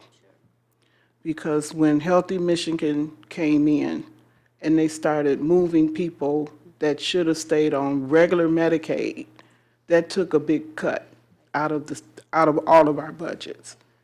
And sometimes when I hear the conversations here, it sounds like we're saying that there's something that Oakland hasn't done correctly. And I just want to make sure that that's not the impression that we leave, especially with the people who view these tapes and view these meetings afterward. It's important for us to note that we, as a board, made the decision to go into deficit spending. But when you look at the state overall, we have been underfunded. The whole system has been underfunded for many years. So now we have opportunities for some catch-up, but I don't want anyone going away from these conversations thinking that there's been any malfeasance or mismanagement or poor decision-making when it comes to where we are in terms of our finances. Because until the DAB issue came up, nobody even knew that we were losing that kind of money. And all of the PIHPs, not just Oakland, but every last one of them was in a deficit. So if you look at the bigger picture, I think, in my opinion, if you look at the bigger picture, then we can have a more, I don't want to say intelligent conversation, but we can have a conversation that is a little more informed, because we don't want staff to feel that we think that they're not doing their jobs. And we don't want the public to go away with the feeling that the board is incompetent because we approved a deficit budget. We did it because of what the cards that were dealt to us, and rather than cut services, we decided to spend our reserves. And it's important to look at the bigger picture. I'm not saying that we shouldn't look at the finances and look at different issues, but take it in context. That's the part of the conversation that I feel that we're missing. We're not having these discussions in the proper context. That was very well said. Thank you so much for explaining that and putting some color on it. Thank you. I just want to say that, yeah, I want to be clear too that, you know, I don't want to give the perception that anybody thinks that there's any appropriation of dollars or anything to that extent. This is what exists in government. In schools, the schools are underfunded, criminal justice is underfunded. We end up in the same situation other entities of government. And I think it's admirable that we did do this last year. If I had sat on the board and had been there, I would have said the same thing, because to cut services is very difficult. It's like in education, to not give a child an education, right? Or to provide them the social services they need, the criminal justice system, to cut services, because at the end of the day, when you do that, the unintended consequences can be extremely bad. So I think that just the line of questions that comes along is the fact that we just want to make sure that we understand where it's all flowing and how it's coming. It makes complete sense to me that if we had a deficit last year and then this year we're looking at getting more funds, that it's a good thing, and it may have even been some good planning that we utilize that money that we're getting this year through advocacy and getting more, from the state, that we can now push it over to cover some of the rest without having to have cut services when it was needed. So I think that's where the line of question, at least, I think all of our line of question, really, that's where it goes. Because we all do. We all realize that. I think that's where all the advocacy comes in, is that it's all underfunded, unfortunately. And a lot of times people who are making the decisions don't always understand what goes in to the services that are provided into the communities. And I think that's one of our roles as board members too, is to advocate on that. I knew I do that on my school board for schools and making sure kids are getting the services they need, and with mental health and all the services, substance use services that we provide. I think that's our role, and part of our role too is to make sure that all of our that our spending is being done in an efficient manner. But I think you just want to clear that up. That my line of thought is that we want to make sure that the services are getting to our individuals that need them. And the fact that we were able to not cut services last year and then plan ahead for this year to cover some of that is a good thing. Thank you. Any other comments on this topic or questions? I just really do appreciate the comments from the board. It was always our intent to make sure that our people stay whole.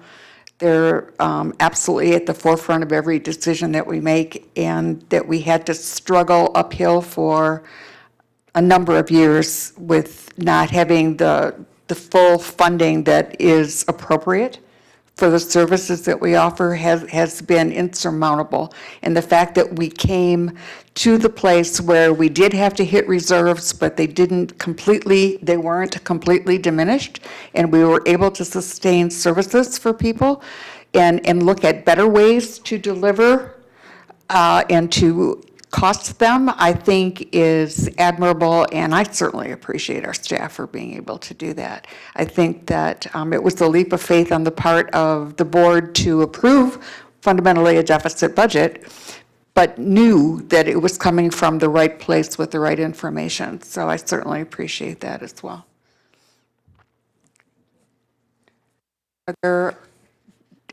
Is this aspect of your report complete? Yes. Are you ready to move on? Are there any remaining questions? Mr. Rubin?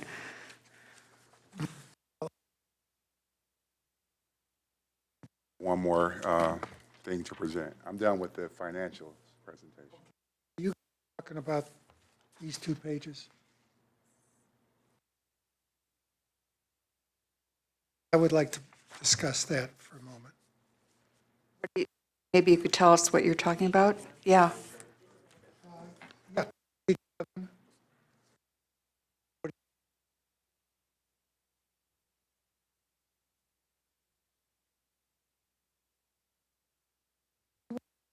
To the board what these 2 graphs show. One of them shows the days of cash on hand and investments. Days of cash and investments on hand. That's what one of the graphs show. And the other one, I believe, is the current ratios.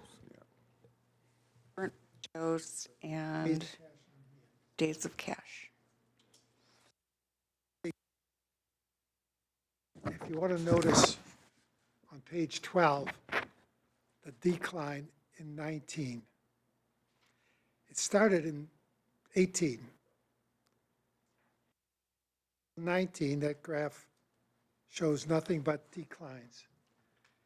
And by way of example, and the thing that I look at, one of the things, that we are now down to $2.10 3 years ago, we were at $8.10. That's current ratio of days cash on hand. Be a story in a very short version. And I think it's important to look at this because our core providers, be affected by the decline if it continues.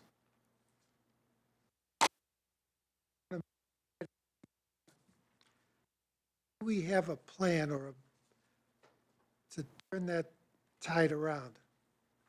Because if we don't, we can blame the state all we want and the history of declining revenues, but it doesn't help Oakland County. And even though all 10 PIPs are in trouble financially, I'm only concerned about one. I mean, I have a secondary concern about the people, the children of other PIPs, but I have a concern about Oakland County. And when I see $2.10, what is it going to be next year, $1.05? Because that's an area that we have to be concerned about. And I think that our finance team should perhaps keep us more informed. We're measuring up to a plan, especially on this, because this tells a story of what we're doing with the cash that we get, the investments, selling investments. I mean, we can add up all the other columns, and they all come out nice and even. But this is a story about, and I'm not trying to alarm anybody, because I think if we make certain changes, we can reverse that trend easily. And I think the board will hear about that, I think, after our next meeting. If I may make a comment, I believe, one of our recommendations will be to take the additional revenue that we receive into FY20 and recommend that we start replenishing our reserves, which then should address the two issues that we're talking about. So as we indicated earlier, we had a multi-year plan to, move cash out of investments and reserves to cover the services that we continued. Now we will reverse that trend, and hopefully the conversation then we can have with you and the business ops team is to more specifically, and the entire board, to more specifically talk about what that might look like and how we want to go about that business. Mine too. It's the right, yeah, I think it's the right approach. And we can reverse that trend easily. Yes, that is our plan. Other questions, comments? Would you like to move on to your next item, Patrick? Item is the FY20 PIHP Contract Amendment Number 1. This is issued by the Michigan Department of Health and Human Services for Oakland. And it also, it's a annual contractual renewal, and it lists the amendments such as the amendment include funding for certified FY20 recent rates by Milliman and also HAB waiver. So we're seeking approval of the contract for fiscal year 20 as a result of the FY20 state-approved budget. An item for approval. Are there questions regarding this amendment? Clarification. This is, if I understand these correctly, these are contractual changes between the state and PIHP, us, that we have to say yes to, otherwise we're either in, or we have to get out of the business of being a CMH and PIHP. Yes, correct. That's the bottom line. Are there other questions or comments before we take a vote? Ms. Bernard. If you could just briefly, because we don't have Section 5, A, B, C, D, E, F, G, if anyone knows, just briefly tell us some of the changes, since we don't have them in front of us.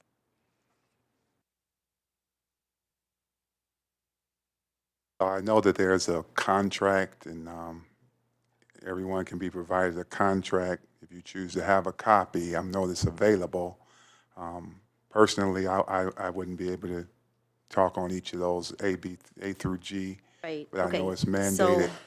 So, actually, I'm happy to, vote for this and approve it, but can I request that, maybe someone let us know the highlights or highlight, what these changes are so we can at least understand what we're approving? I think that any support documentation, when we get something like this, would always be helpful. So going forward, maybe we can make that our new way. That makes sense. Make sure we provide that information. Okay, that'd be great. I could see where you'd want to have a little bit more understanding. It's a little sketchy. Were there other, Steve? Yeah, I mean, Dr. just for the new members, when we get something like this, if you want to see the details, good, but I don't, because we could say, well, I like everything but Part F. Well, we don't have the option of changing Part F. This contract goes to everybody in the state, all 10 PIHPs. And, Absolutely, and I wouldn't have the ability to change it either, but I'd like to be knowledgeable on the change. oh, right. And in the past, we have had the whole contract. It's like, what, 230 100 and pages some long? pages, yes. And I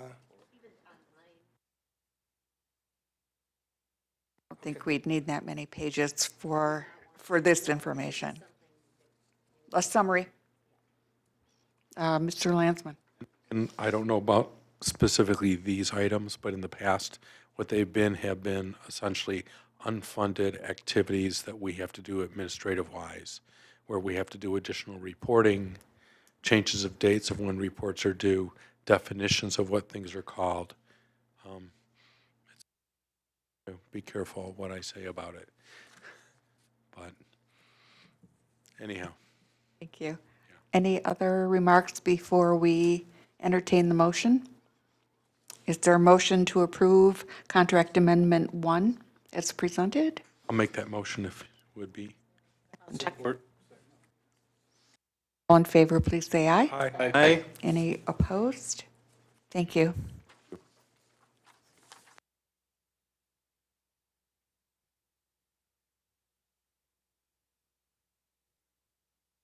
Next presentation is on the zero suicide update. And Lauren?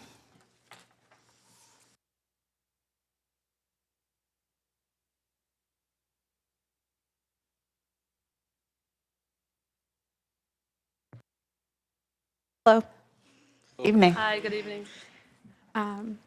I'm Lauren Joslin, and this is Christine Mary, and we are clinical analysts at OCHN, and we are here to provide an update on what we have been doing over the past few years with zero suicide. We presented to the board 2 or 3 years ago, and we know many of you are new, so a little bit of this will be a review and then some updates on where we're going with this initiative moving forward. We led a 5-year SAMHSA grant that we got through the Michigan Department of Health and Human Services called Transforming Youth Suicide Prevention. And this grant ended on September 30th. And moving forward, we have a lot that we are continuing to sustain as a part of that grant and have built into the culture and a lot of our workflow here at OCHN. Well, before we get started, during our presentation, we asked that you guys think about someone that you might know that has either attempted suicide or died by suicide, and to really think about that person or those people during this presentation. So, the Zero Suicide Initiative began in 2017. And it started because suicide is the 10th leading cause of death for all ages, and the second among ages 15 to 34 years old. Now, we understand that zero suicides is a very bold goal to shoot for 0 suicides, but really when you think about it, what other number should we strive for? Suicide affects everyone and it does not discriminate. When we talk about the 0 suicide philosophy, we ask people to think about what we call the airline story. So think about a famous airline like Delta or American Air. If they have 10 of their airplanes and they're going to send up their planes, they know that it's inevitable that plane crashes are going to happen. But they don't send up their planes and say, well, gee, we hope 9 stay up and only 1 plane comes down. Their hope is that all 10 of their planes stay up. And so we compare that to human lives, where even 1 life through suicide is too many. So 0 suicide is a philosophy and a commitment to suicide prevention in health and behavioral health care settings. It is a specific set of tools and strategies, as well as a concept and a practice. 0 Suicide is a movement in healthcare led by the National Action Alliance for Suicide Prevention, and you guys can feel free to click on this link for more information. Again, 0 Suicide is the commitment to safety based on the belief that deaths by suicide are preventable. We're going to talk through some of the very common myths related to suicide, because this is really important when we talk about 0 suicide, is to help dispel these myths. So one of the common myths is that if someone really wants to die by suicide, they will, and there's nothing we can do to prevent that. But the 0 suicide philosophy is the opposite, that we can fill gaps and we can do a lot, that all suicide deaths are preventable and even 1 death is too many.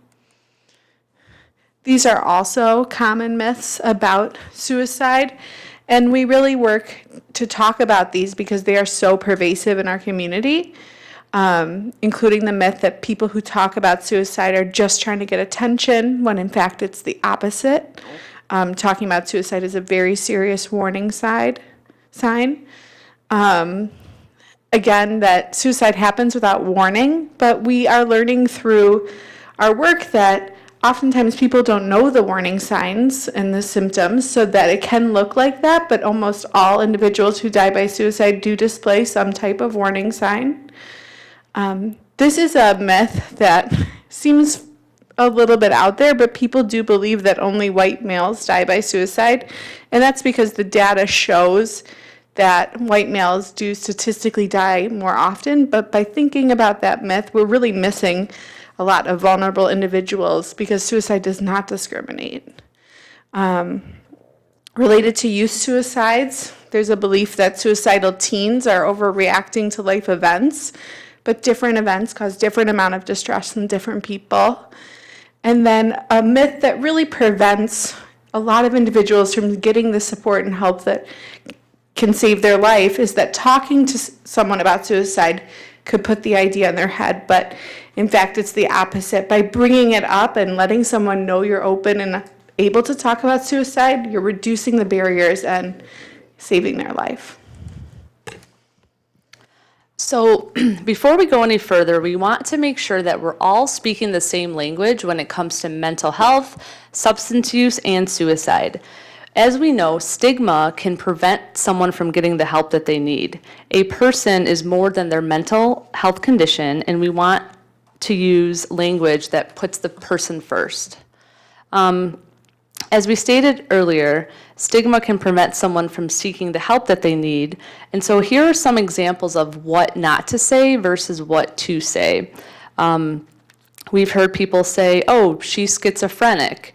And instead, you can simply say she has schizophrenia. Instead of saying someone is crazy, he's crazy or she's crazy, just to simply say that he or she has a mental illness, just like someone that has a heart condition. So what about changing our language when it comes to suicide? We've all are used to the term committed suicide. And so committed, when you think of that word, it typically has more of a negative connotation, like someone who committed a crime, like a murder or perjury. And we don't want to associate suicide with something negative. And so we want to stay away from that word, that phrase, committed suicide. Then we've heard the term completed suicide. So something like Joe completed suicide. So when you think of the word completed, kind of on the opposite end of that word committed, the word completed has more of a positive connotation. So I completed a task or I completed an assignment. And so we also don't want to think of suicide as something positive, and so we want to stay away from that phrase, completed suicide. So you're probably all wondering, well, what am I supposed to say then? So we encourage the use of the term died by suicide. So Bob died by suicide. Remember, avoiding those judgmental connotations like committed suicide or completed suicide can be really helpful when someone's trying to get help. We know that the people at most risk for suicide are being seen in our settings through the OCHN network and across our communities. In the month before their death by suicide, about half of individuals saw their general practitioners and 30% saw a mental health professional. Many were seen in emergency departments shortly before their deaths as well. Healthcare professionals often fail to ask about suicide or recognize the warning signs because they were never trained to, or simply they have the belief that the person will just tell them if they're having thoughts of suicide. If we could improve suicide identification and care in all settings, we can save lives. So we have been collecting data through the grant, through our medical examiner's office on what the total suicide deaths look like in Oakland County. And as you can see, it's variant, it changes. And we do know that our medical examiner is very conservative. So these numbers come directly from them. And we know that it is not all inclusive for the number of suicides in our county for a variety of reasons, including that there are many deaths that are undetermined, overdoses are not included in this data set, and other potential suicides that are not clearly identified by the medical examiner. We also collect and share the number of individuals who died by suicide in our OCHN network. This is collected through our incident report data system. Again, there are some discrepancies with this data set, and we believe it is not complete. But we believe it is important to report out these numbers, to talk about these numbers, and to use these numbers of individuals who died by suicide to help us with our efforts on suicide prevention and intervention. Here at OCHN, we have a now quarterly. It used to be monthly and then bi-monthly, but we've made so much progress over the past few years, we've reduced it to quarterly. Zero Suicide Task Force that is composed of individuals from across the organization, and we are working on identifying what our outcome measurements will be for that group. We've taken the past year to really set things up, including policies and procedures, which we'll talk about in a little bit. But now we're wondering, how do we measure success of our own Zero Suicide initiative? So we had a staff survey in March 2018, and a lot of this was surveying staff on their comfort level with intervening in suicide, their training needs, and other things. This survey was created by the Zero Suicide Initiative. And they aggregate data for us, which is really nice. And we are planning on redoing that survey in March 2020 after 2 years of implementation to see if we've made any gains, especially because one of our major concerns staff really wanted with training, and we have provided a lot of training over the past 2 years. We'll talk about that in a future slide. Then we're working on really reporting out those numbers of our in-network individuals who die by suicide. We think this number is really powerful, so we're working on how do we share this information about people we serve in an effective way to create change and positive conversation on reducing the gaps that we know there are between different services and supports. And then we have implemented over just this past few months, we've created something called the Clinical Pathway for Suicide Care. And that is a document on how to support individuals at high risk for suicide open with our provider network. And it just began to be implemented October 1st. So we're going to be working to determine an outcome measurement that would fit that group of individuals who are at high risk in future Zero Suicide Task Force meetings. Like we mentioned when we first opened up, the Transforming Youth Suicide Prevention, or TYSP grant, was from FY14 to FY19 in partnership with the Oakland County Health Division.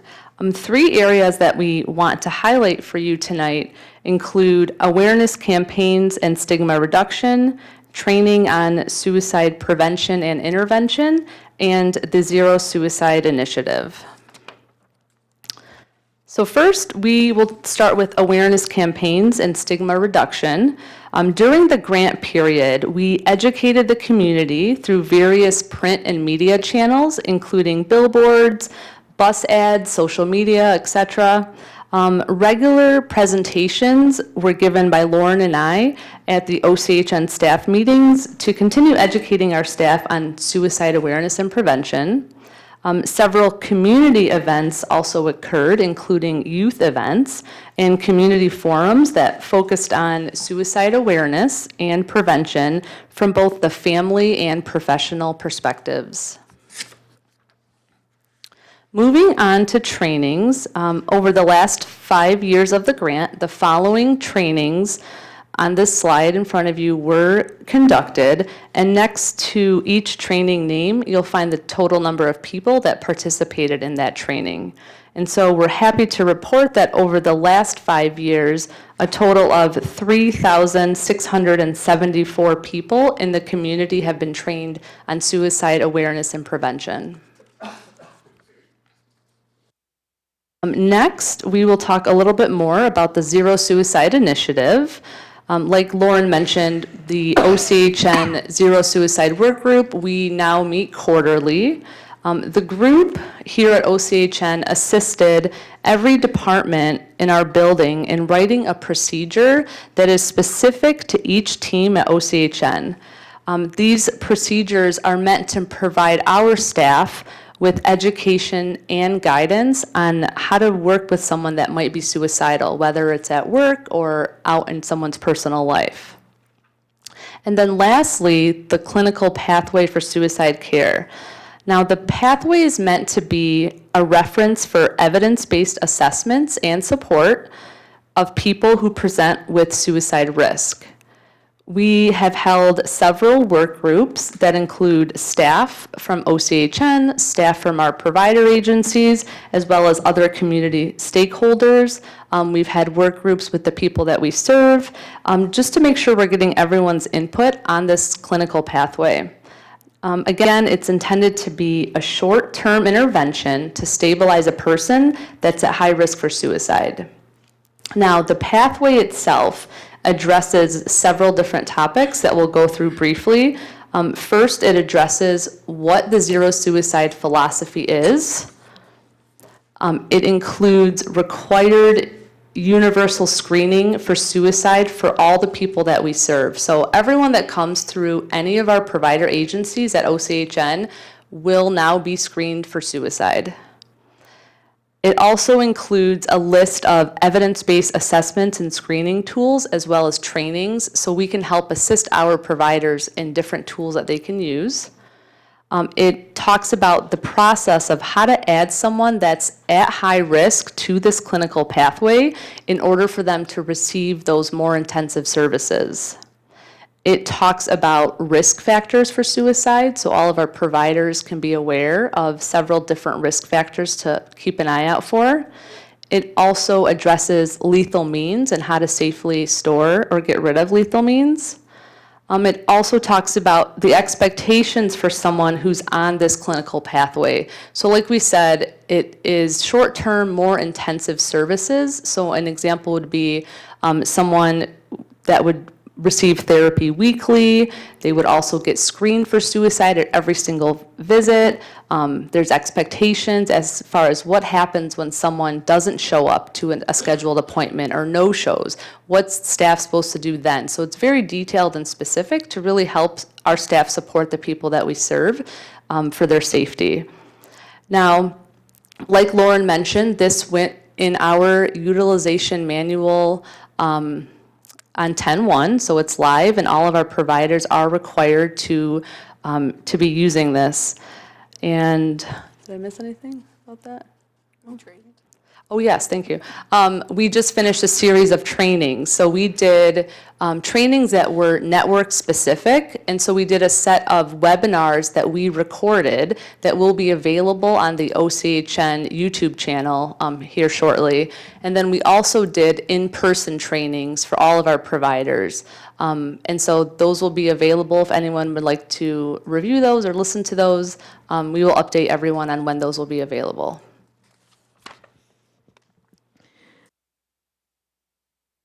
Even though the grant ended on September 30th, we have a robust sustainability plan to continue these efforts long after the grant funds are done, including public awareness campaigns, the clinical pathway, which Christine just explained, continuing our Zero Suicide work group, and continuing to be supportive of a great group in Oakland County called the Oakland County Suicide Prevention Task Force.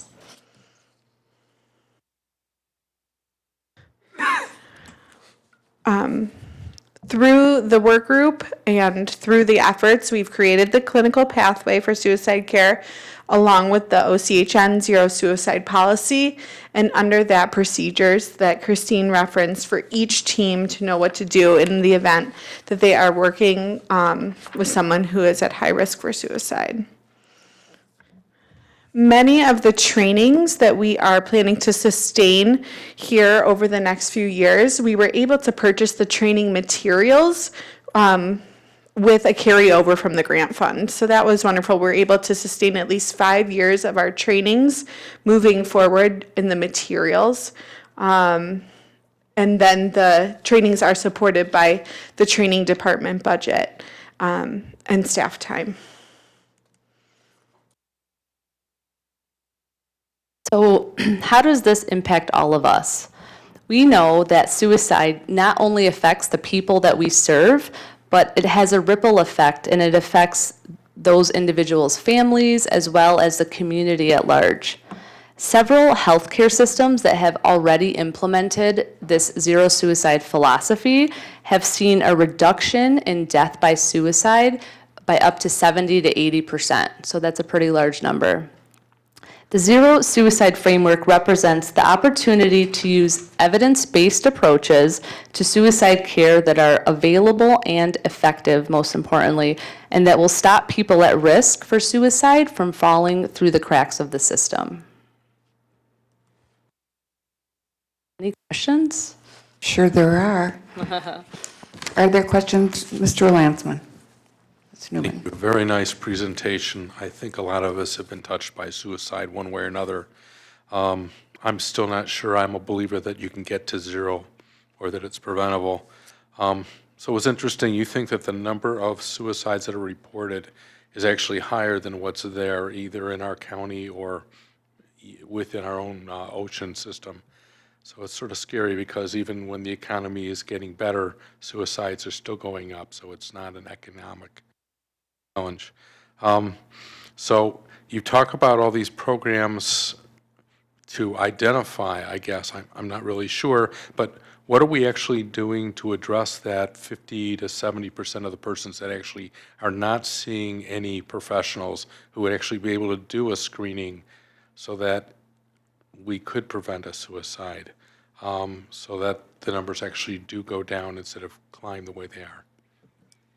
been really great with this initiative is that our partners at the Oakland County Health Division are able to reach the community population in a way that we are not. They are very connected with the community and providing trainings to law enforcement, first responders, nurses, a lot of those individuals who are the people who are able to intervene with those 50 to 70% that aren't receiving services in our network.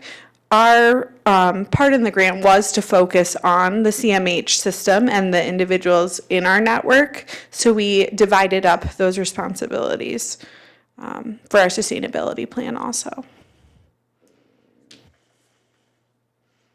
Follow-up? Not sure I mean, if they're not seeing any professionals, whether they're nurses or practitioners, not really sure how anyone will catch that they're at risk. We support them, but they lead the efforts in a lot of community presentations, including something we're partnering on in November, the Do It for Daniel presentation, where we're going to schools, doing a presentation for parents on suicide. It's presented by a person who has been directly affected by suicide, and then there's a question and answer period and some education on how to do early identification with individuals in our communities. So there's a lot of efforts. That's a partner effort between youth assistance, the health division, and OCHN.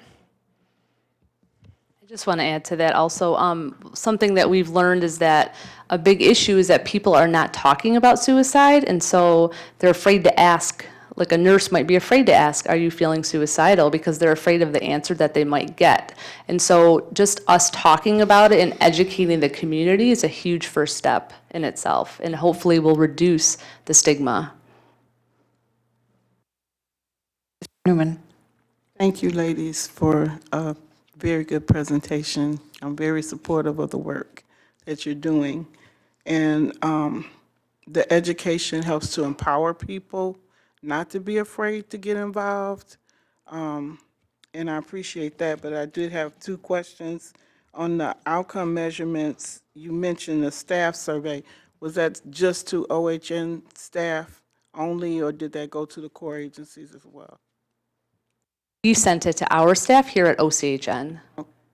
In the future, when you have acronyms, it would be nice to have what they mean, because there's a whole page of training, most of which are acronyms and have no idea what they mean. That's a great point, thank you. Rubin and Mr. Torres. First of all, thank you very much for the work that you do. I never realized how serious the problem was until recently, and spare me a minute to tell you how I learned about it. I sit on the board of directors of a public company in Indiana, and in one of the events, they asked everybody who was out in the audience, how many of you, first of all, they asked everybody to close their eyes. And then they asked them to raise their hand if they ever thought about committing suicide. I was absolutely shocked. By the way, I was one that didn't have to close their eyes.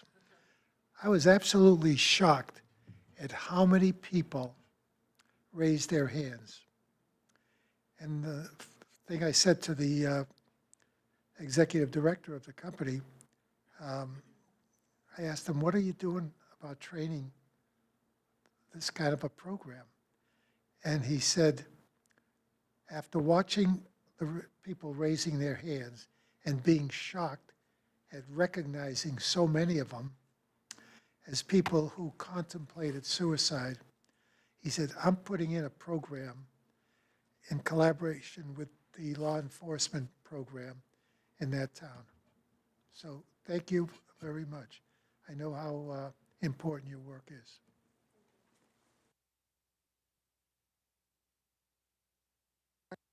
A quick question about the trainings of the suicide prevention intervention. You said it looks like 3,674 people participated in suicide prevention education.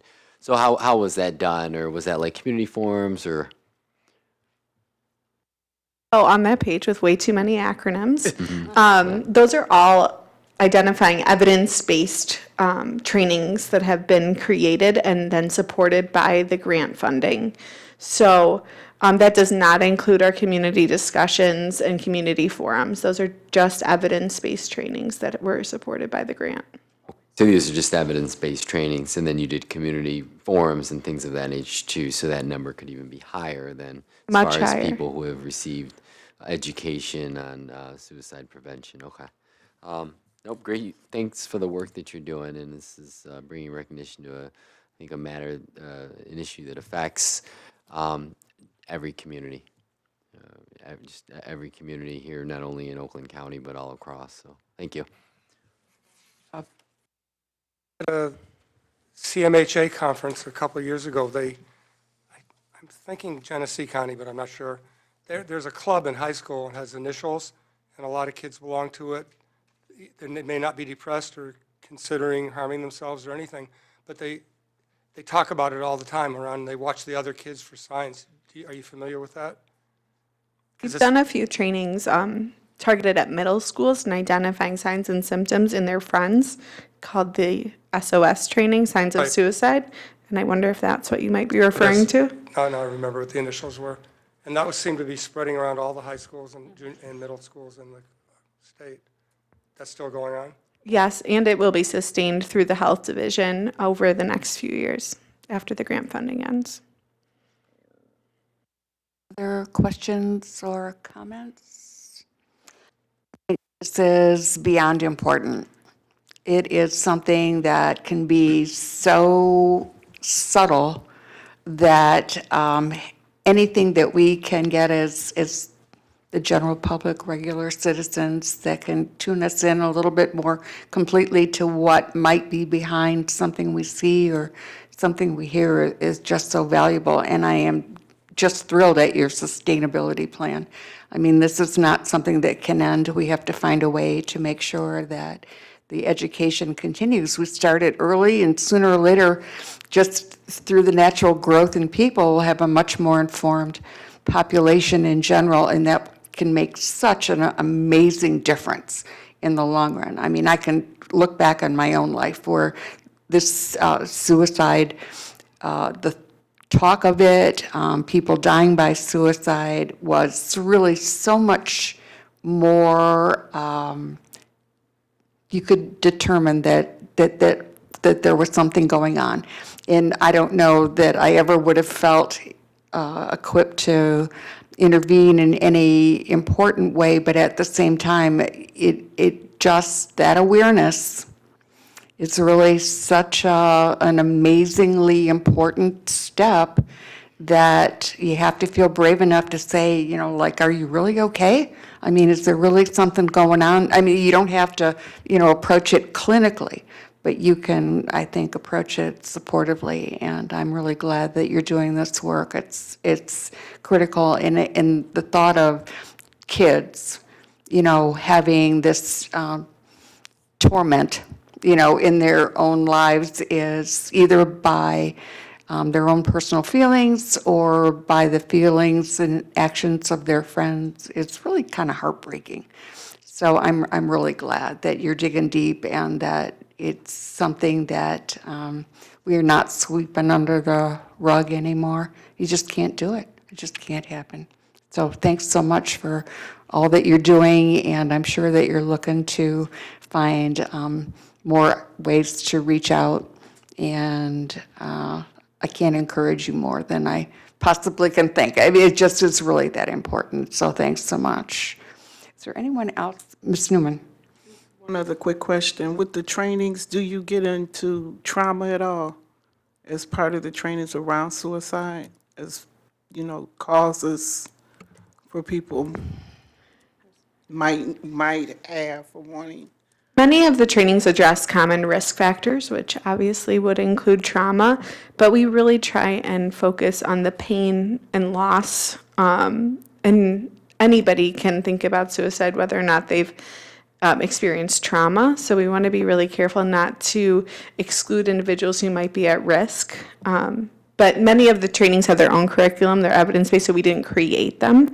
The trainings that we put on, trauma often comes up during it. Other questions or comments? Thanks so much. Really important work. Thank you.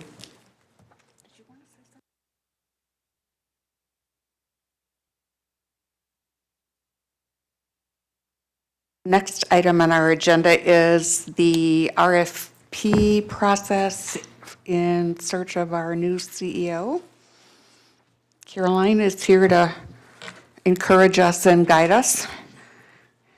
I'm Caroline Babb-Leahy. I'm the Manager of Contracts and Procurement, and this is Jen Hillier. I know some of you have worked with her. She's a procurement specialist here at OCHN. So my understanding, I'm here to kind of guide you through the process and get this RFP rolling. Exactly, that's what we want. So maybe if you can kind of direct us into the kind of information that will be most useful to getting this underway.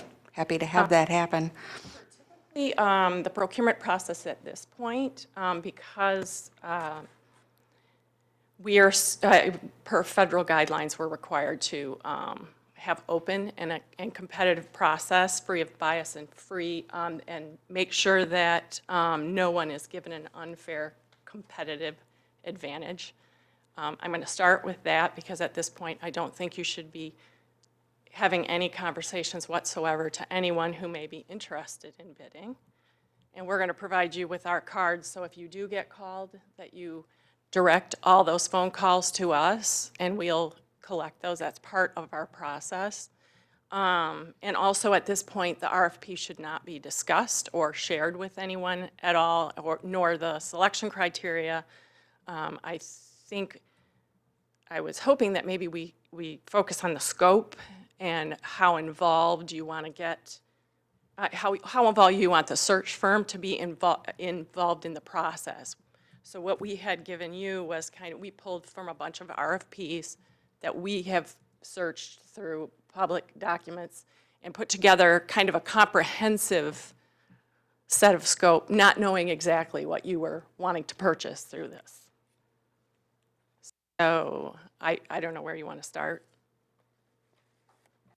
Maybe you could summarize some of what you're talking about, and then maybe we could have some discussion. Okay, I think you can use you can use a search firm in a number of ways. You can use them to just provide you sourcing and recruitment, but you can also have them screen for you. You can have them review all those resumes and the requirements, and then also shortlist for you. And you can go on to have them help you with your interview questions. You can have them consult. So there's varying degrees of participation that the firm can have with you. I'm not sure what it is that specifically that you want them to do. So I'd be interested in hearing from our board members in terms of what they see the scope being. Any comments? First? I see the scope of a search firm coming in and guiding us along the process as far as all applicants would go to that search firm. This is just my view of how I would see it. Them potentially doing some kind of, or being the go-to person for any of that, and any kind of recruitment that they would want to do of any potential pool of candidates that were out there. Then them compiling all those applicants and going through and looking at the criteria that we set out and seeing which ones meet that criteria, sending that along to us, and then us viewing that to start dwindling down our pool of candidates.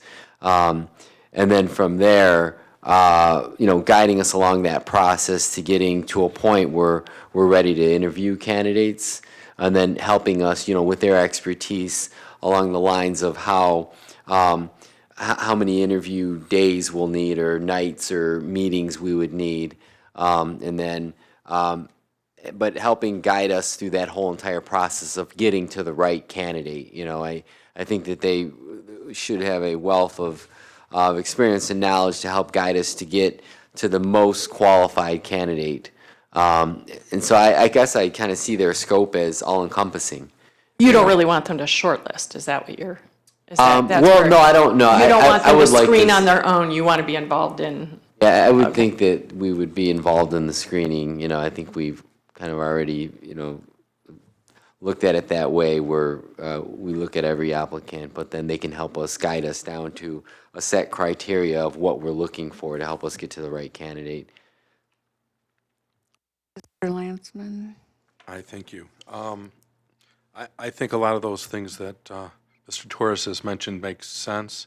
I'm hoping that because while we've seen a fair number of folks apply already, we're looking for this organization to be able to reach out to others that have not yet applied, so we enrich that pot. And I'm hoping that that's a really key component.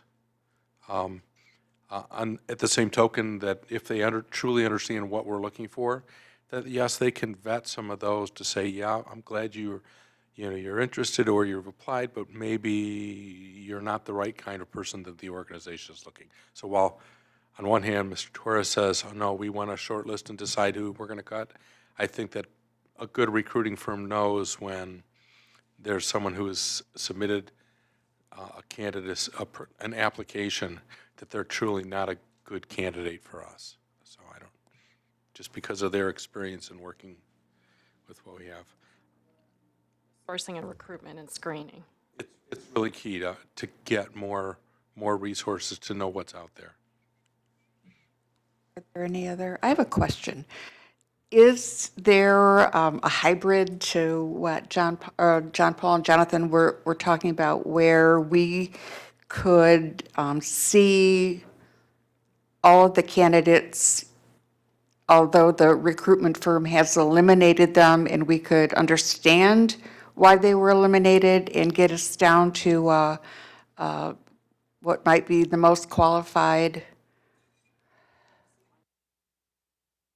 I think that on the one hand, too much information is too much information. On the other hand, I think if we understand what the process is and how we got to maybe the names that the recruitment firm thought were the most viable, that might be helpful. And that could be part of the consulting. To me, that would make some sense, but I'm one person, so. Any other thoughts regarding? You can pretty much ask whatever you want. I mean, you can buy what you want from a Well, consulting I just want to firm, make so sure that we all it's know just what you it is guys we're want. buying. Yeah, yeah. I mean, what it is that we can expect as our product, Right.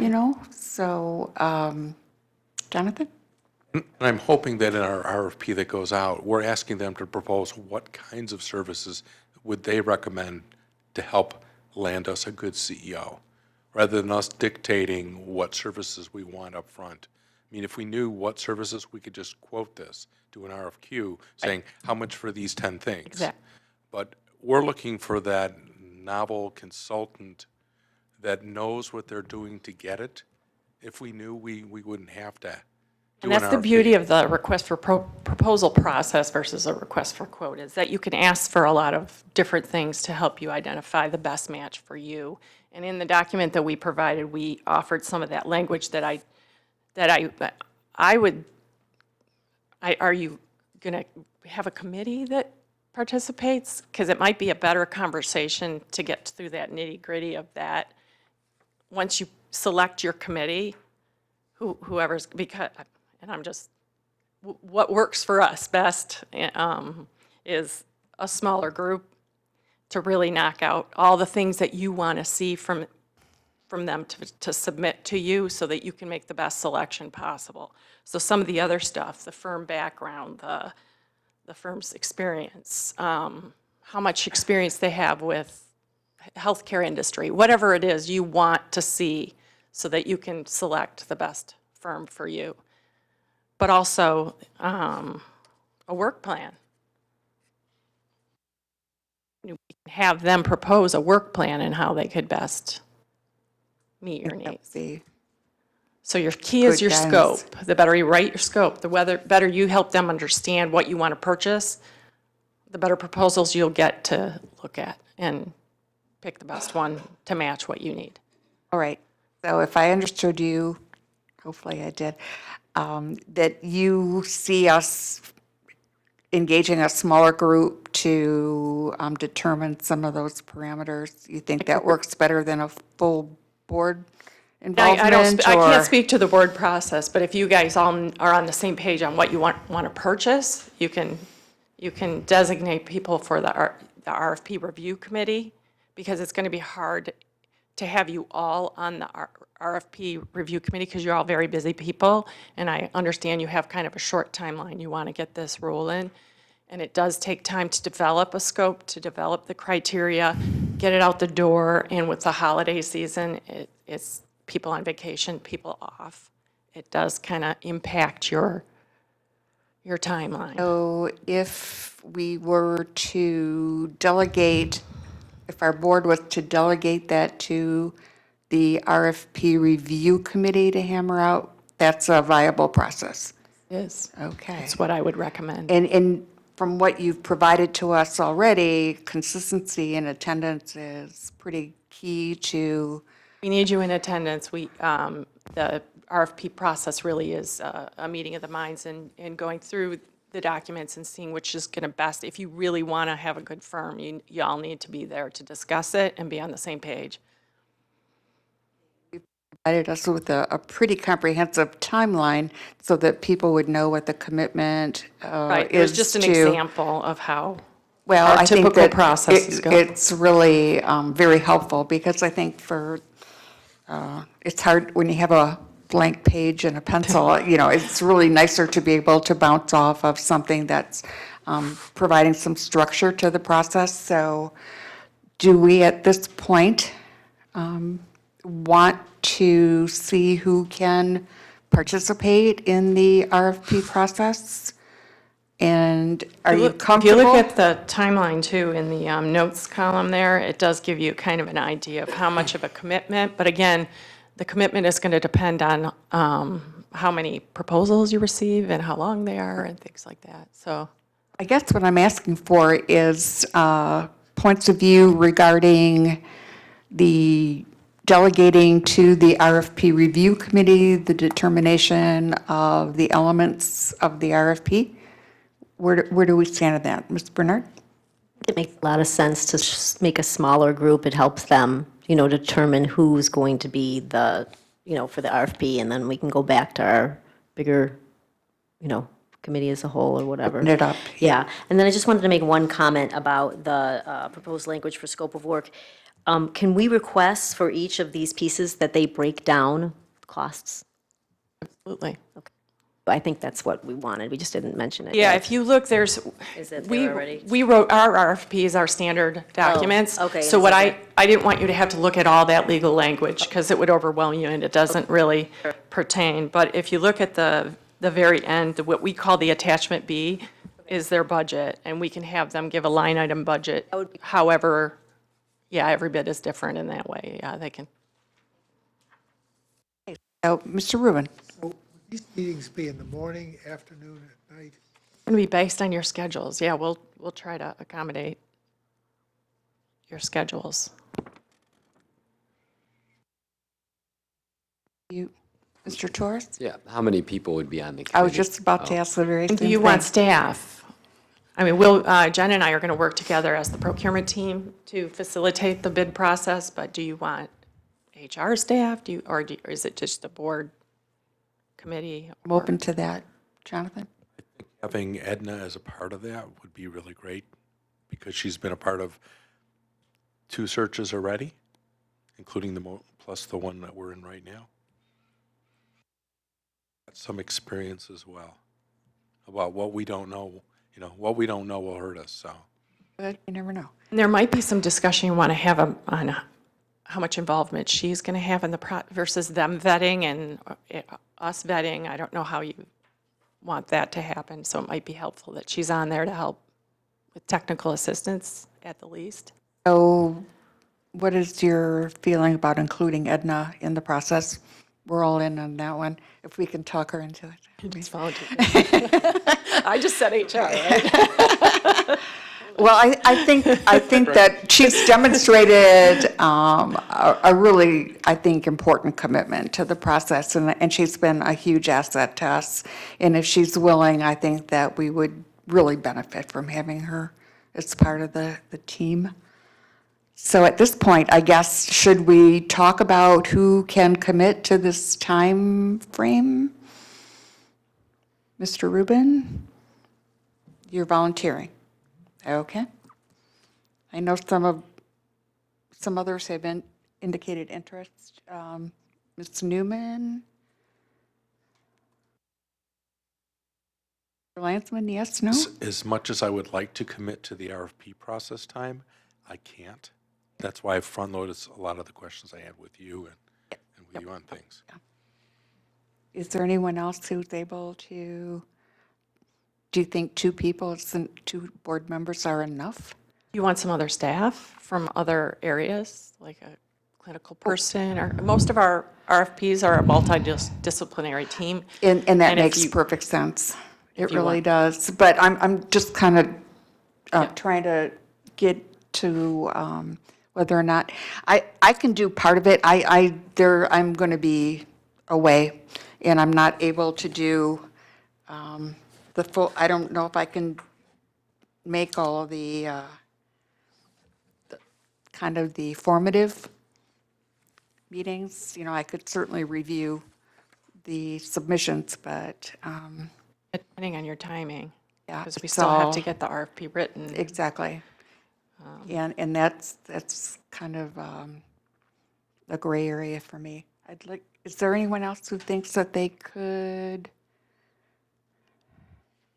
participate, or are we okay with two? Okay. I Ms. Bernard? can't participate in all the dates. That's why I'm not able to do it, mostly the November 20th, 21st, and 22nd. But personally, I think a smaller committee makes a lot of sense. And It's broadly based. Well, yes and no, because it's an RFP for, to hire someone when we know what it's for. And I don't think you need a broad, I think if you have the two of you and Edna and Micaiah and Sid, personally, I think it's enough. I don't think you need more, but if other people think you need more. Thoughts? Others? I would agree with it, Os, only because it's the next 2 weeks to get the RFP out on the street. Exactly. And that's the intensity time. And October is Scheduling really could bad be for a me little for bit that. more simple, a little less, yeah. Right. And these were Evaluation just- of responses is another story. I just want to clarify that these dates were these were under the assumption that we would get it out today. So that everything will push based on that. Back. This group, when do you think you can get it out, if not today? And how quickly we can get back and forth and get the scope and the RFP details hammered out.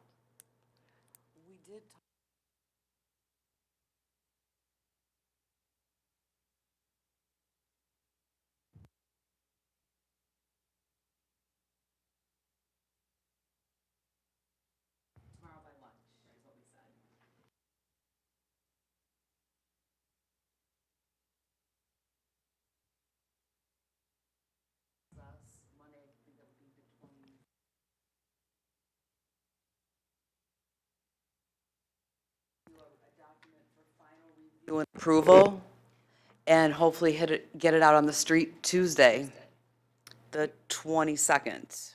But that would depend on.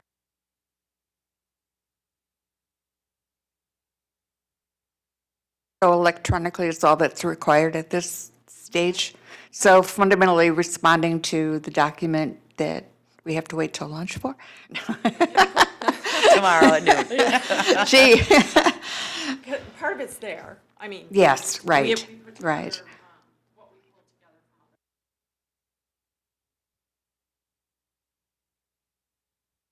That's an awesome timeline. I mean, if that can happen, that is really something that would be very valuable to us. One other comment, if that's okay. Sometimes the RFP goes out the door and it's not the perfect RFP. We learn things as we go through the process. But we can make up for that when we start doing the interviews. When we have our firms that we want to interview, we'll know where we're lacking information, and we can pick up on that during those interviews. So if it goes out the door, don't feel like, oh, we missed this, we missed that. We're going to find a really great search firm. I know we will. I believe in our process, and we can make it up during those interviews. I think you're also going to find out if there's anything missing because of the questions you'll get from the potential bidders, because they'll have questions and you'll have to have the vendor lineup meeting or publish all of the questions plus the answers. Are there any, oh, Ms. Newman? Sure.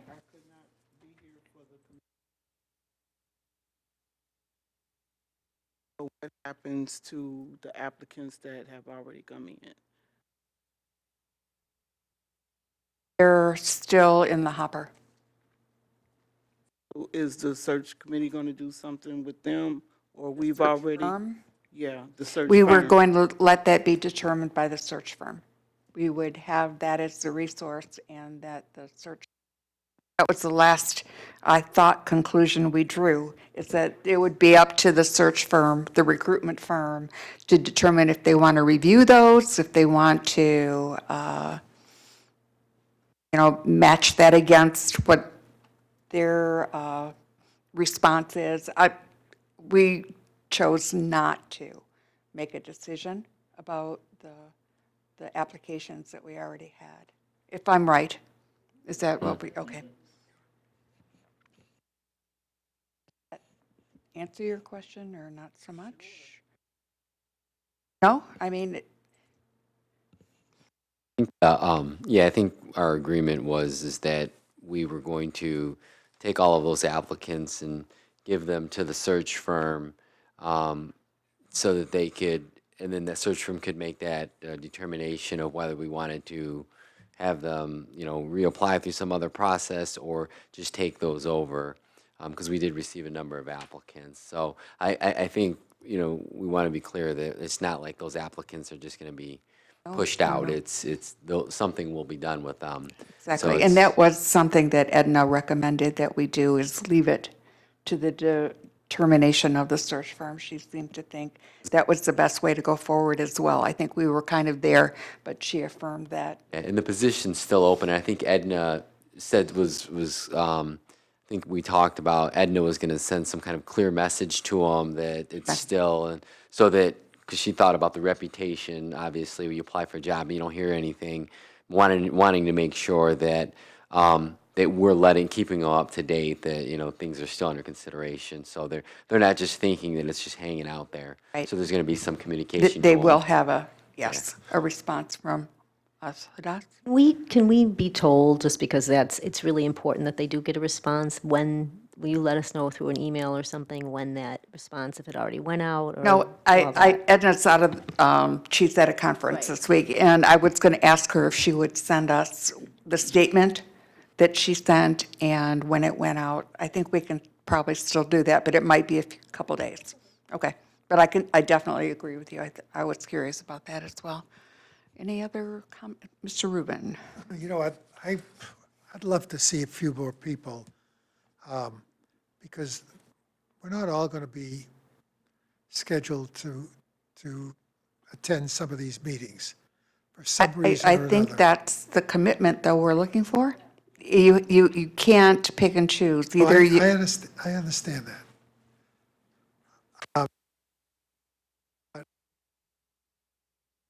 We have a couple of alternates.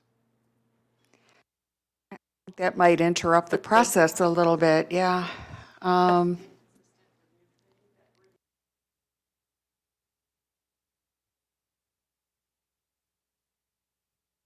Judy, I will volunteer to help us get the RFP out the door by that Tuesday.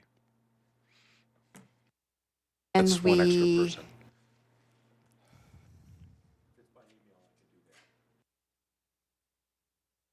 I'm trying to think of what my question really is.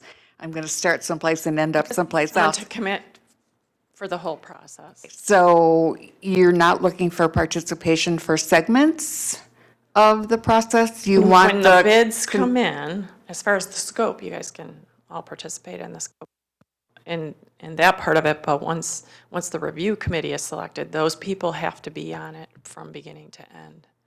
And that's the November, what in your timeline is around the November dates, the, Yeah, we'll also need, they'll have an opportunity to submit questions. We'll need input to answer questions. But that may include everybody, or we will answer as many as we can, but we'll have to put it to, generally, it's the review committee. And we try to make that as electronic as possible. As the questions come in, we keep track of them and we field them out, or we try to answer them on our own.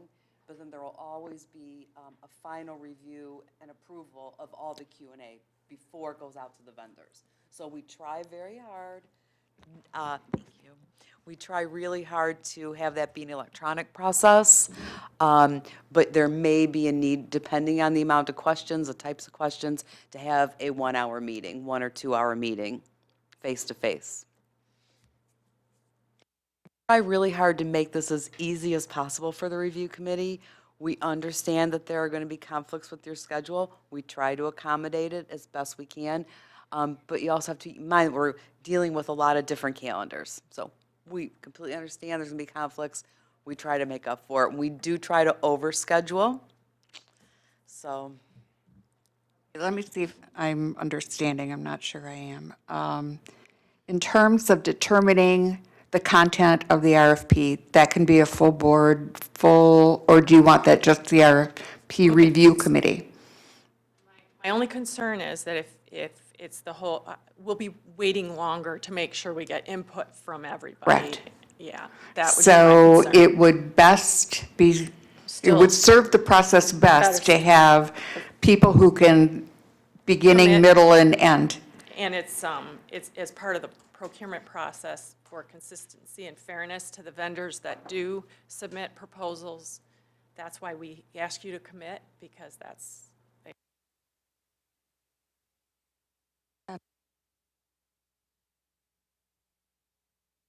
So what we want is somebody who can be there at the beginning and be there when we wrap things up.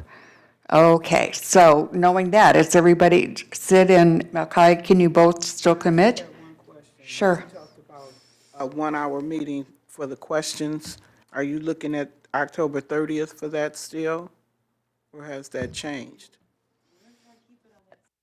It's the distribution date. It'll just be on the street for 1 week less. So I'm going to try to keep the same schedule. And I've already.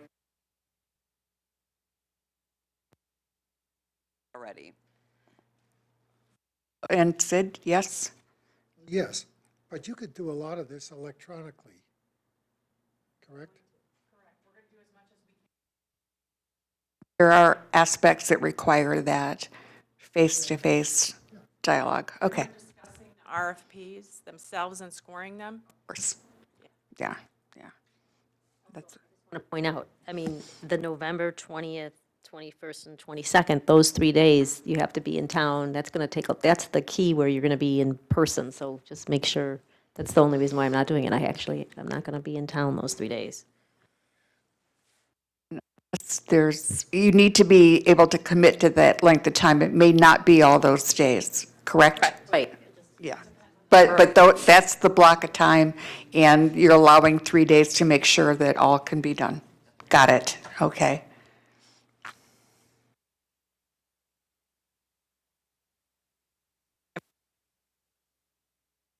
I think that we have to find a way. We just have to find a way. I agree. Malkai is still able to, is your calendar?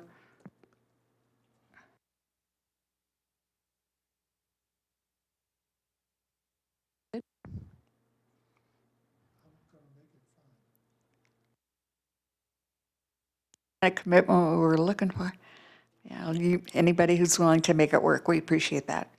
So we will look at participation being Mr. Rubin, Ms. Newman, Edna, Ms. White, and the two of you as the core committee moving forward. Are we all good with that? Oh, sure.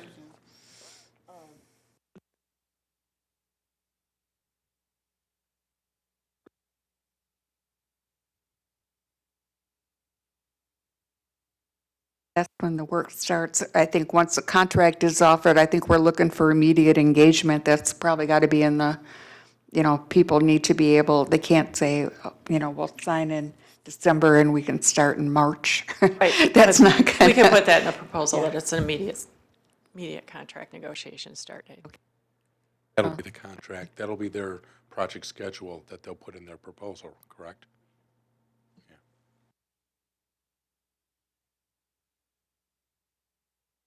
So it's important that we let them know what we're looking for, Well, I think that is part of what the RFP committee will also zero in on, I'm assuming, correct? Yes. what our schedule is. I misunderstood your That we comment. have an interim CEO, what the timeline is of what's going on here with the current CEO and the interim CEO. We need to let them know that. That's all I'm saying. Well, I think that the interim CEO will be available. We don't have that timeline to deal with. We have,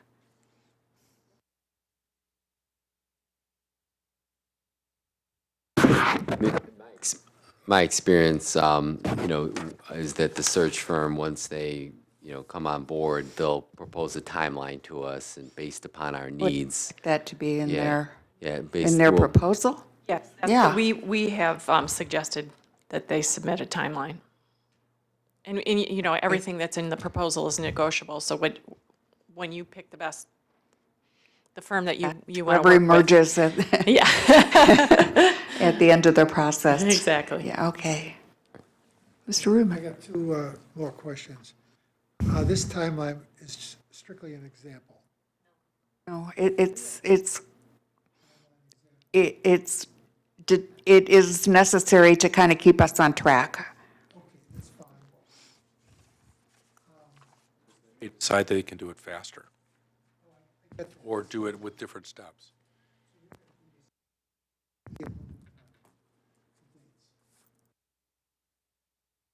You should consider those your dates. And then if they need to move for some unforeseen reason, then, but I think you should look at that as the timeline.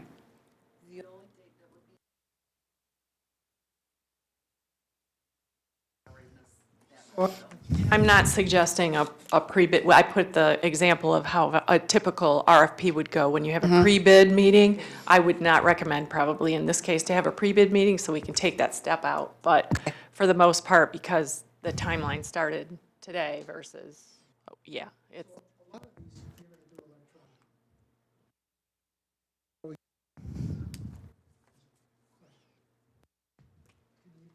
Add another column that would indicate which of these tasks can be done electronically?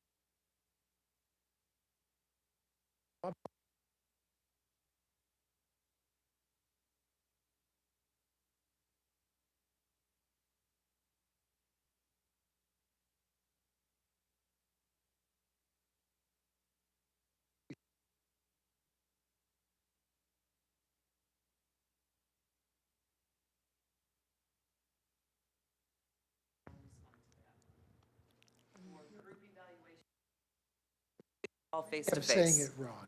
Okay. I'm talking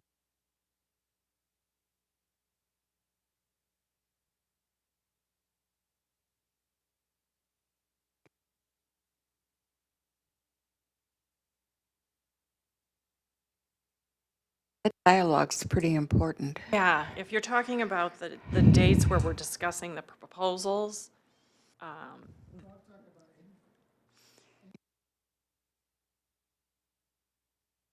So maybe there are some that are absolutely essential to be face-to-face, and that would be the discussion of the proposals. Exploring and discussion of That one's proposals after you've read them. absolutely not negotiable in Those are terms of non-negotiable. attendance. Yes. Okay, good.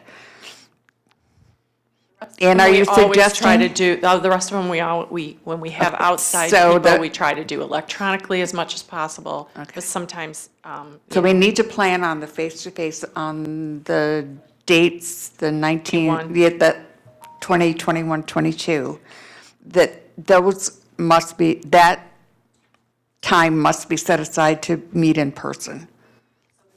work in the next few days to get it out by next week can be done electronically.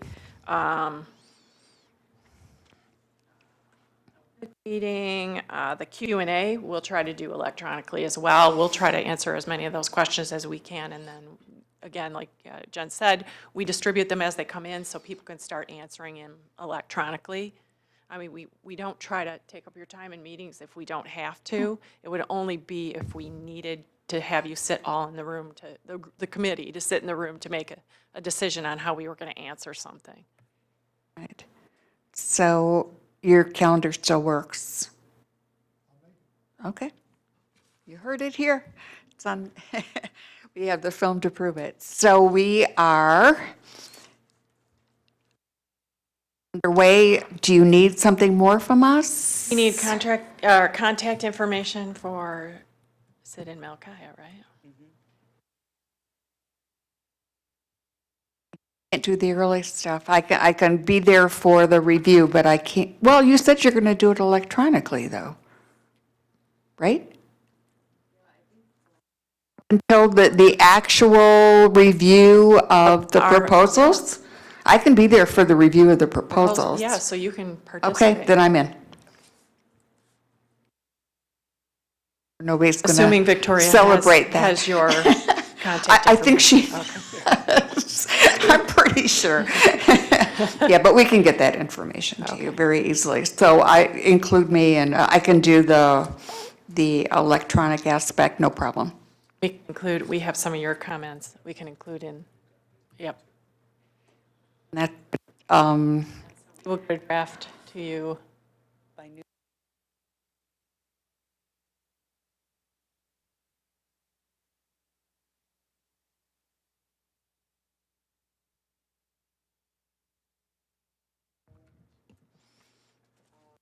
there are no secrets.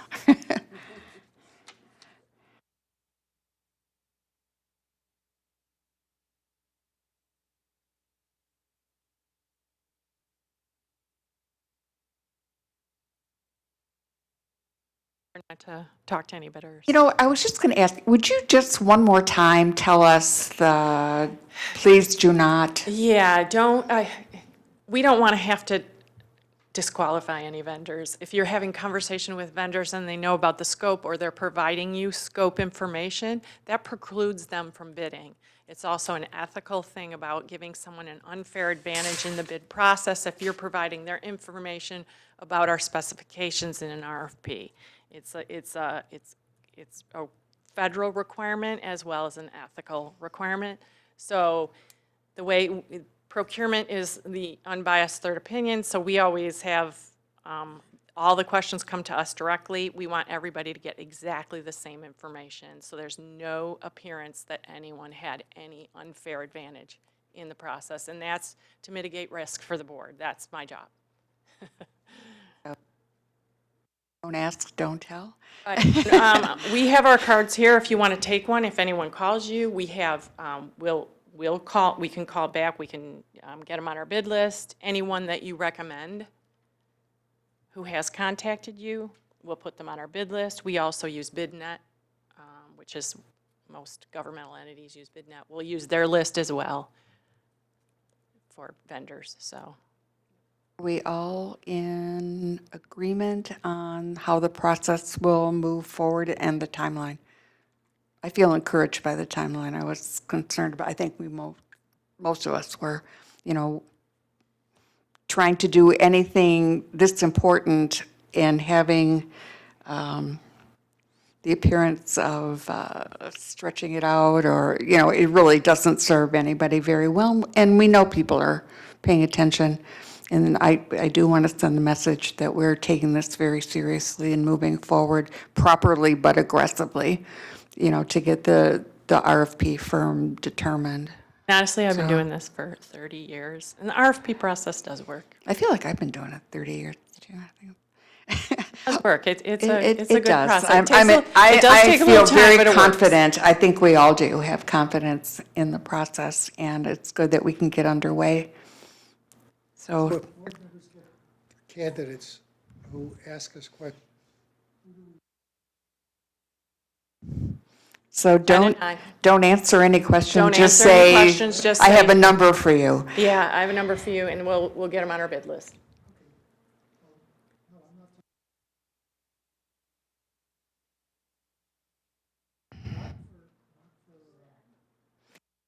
Oh, for the, oh, now I don't know. Pass them, those to Edna. Yeah.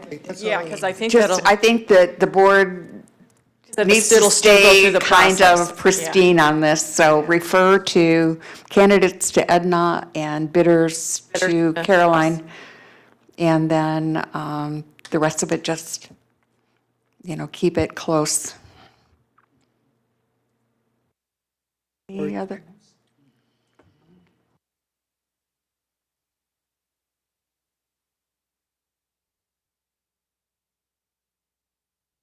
I think we'll check, but if I remember correctly, you indicated you wanted to keep the applicant process open, so the application may still be on our website. I think we'd have to look, in which case, if somebody comes to you, then you would just say, go to the website and complete the application.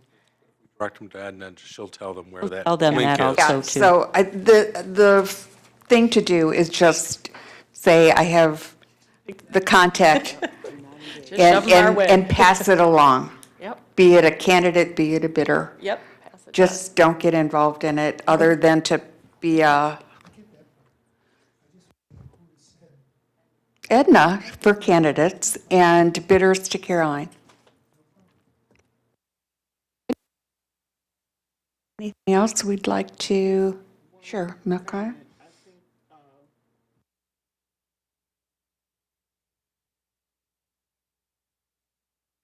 That they went and looked and it's not I looked there. today too, it's down. It's down. It came down that Thursday that we were all supposed to do our yeses and nos.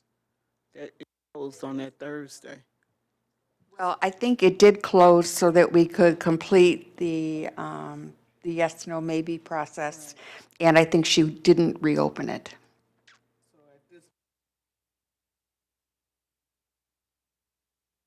Especially since we determined that it would be probably the best way to go forward would be to let the recruitment firm determine what to do with the applicants, you know, kind of without bias.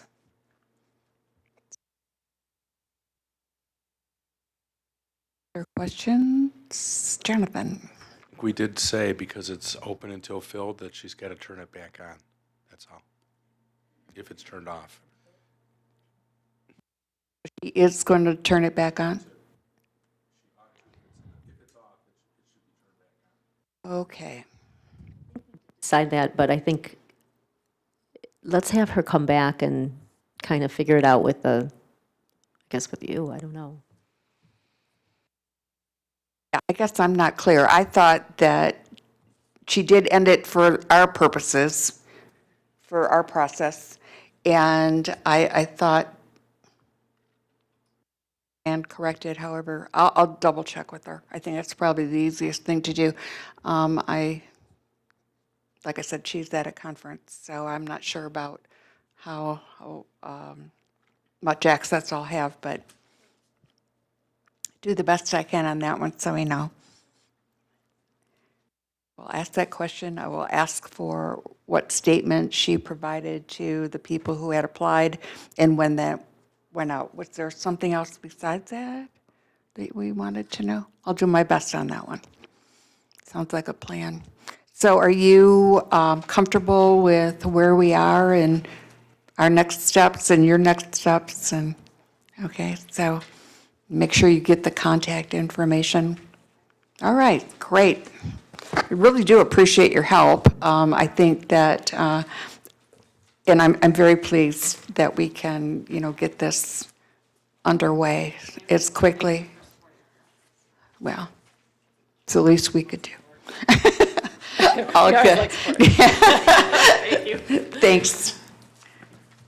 Okay, moving on our agenda. We have the Rights Advisory Committee report. Jonathan? The Recipient Rights Committee, Advisory Committee met on October 3rd at 5:30. Nicole Gittleman was the facilitator. Christine Burke, who's our Director of Communications, presented on the topic of social media safety training. Did you know that on average, people use social media more than 2 hours a day now? So you need to be careful on what you read, what you believe, or what you post. A good rule of thumb is if you wouldn't say it to someone's face, then you probably shouldn't post it. There's an acronym that she shared with us about it called THINK. Not the IBM THINK, but THINK meaning, is it true, helpful, inspiring, necessary, and kind? So before you post something, apply the THINK concept to that. And then lastly, be careful what you share, especially about your own information, such as you wouldn't post that you're going out of town until you return, because otherwise you might present your home as a target while you're away. So, let's see, Vicki Suter and Gene Fender reported that we're into the new fiscal year, that the OCHN annual plan had been approved, that Section 298 had been vetoed by the governor, and that there had been the statewide state rights conference, and a number of folks had attended. As well, Gene reported on the site visits that they do every month and for the year, and that through the end of the fiscal year, all 100% of all county sites were visited on time, on schedule. And those that we have a responsibility to visit, but they're outside of our county, actually get visited by other counties who then do a report and share those reports with us. So, like, we wouldn't necessarily go to Ottawa County to look at a site just because one of our folks went there. We'd rely on Ottawa County CMH to do the on-site visit and then send us a report on that, because they would be doing it for their folks along with any other counties that had folks that go there.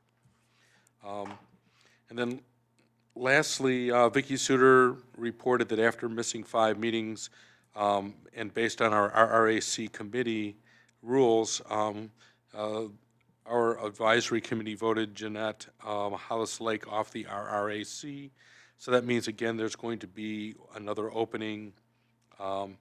And I don't know if that's a general or a specific kind of role, but we are going to be, again, interviewing to fill that and then recommending to the RRAC will be then recommending to our board to approve that person. But that won't happen until the December meeting, because there won't be a RRAC meeting in November this year due to a number of conflicts. So in closing, the next recipient meeting, the RRAC meeting, will be on Thursday, December 5th at 5:30. That's my report. Jonathan? CAC report? I have Christine Burke to thank for this report. I was out of state and couldn't attend the meeting. Health information exchange presentation by Diana Bunshu. She explained the value of sharing personal health information to improve care and collaboration among physical and mental health professionals or primary care doctors and specialists. Health information exchange are organizations that oversee the collection and secure exchange of health information. The Michigan Mental Health Code states treatment, payment, and care coordination information can be shared without consent to help capture an individual's health picture. This does not apply to people with substance use disorders. OCHN's goal is to bridge to create bridges of communication so that providers are not siloed and are better connected to one another. OCHN is specifically looking at sharing admissions, discharges, and transfers, ADT, beginning in October. OCHN is not sharing information about diagnosis, medication, people in jail, or those receiving substance use disorder treatment. CAC members again expressed concern about stigma from primary care and emergency room doctors. They were assured that people receiving services will be engaged in the conversations about sharing information and that OCHN is planning to simultaneously develop a new anti-stigma messaging specific to emergency room doctors.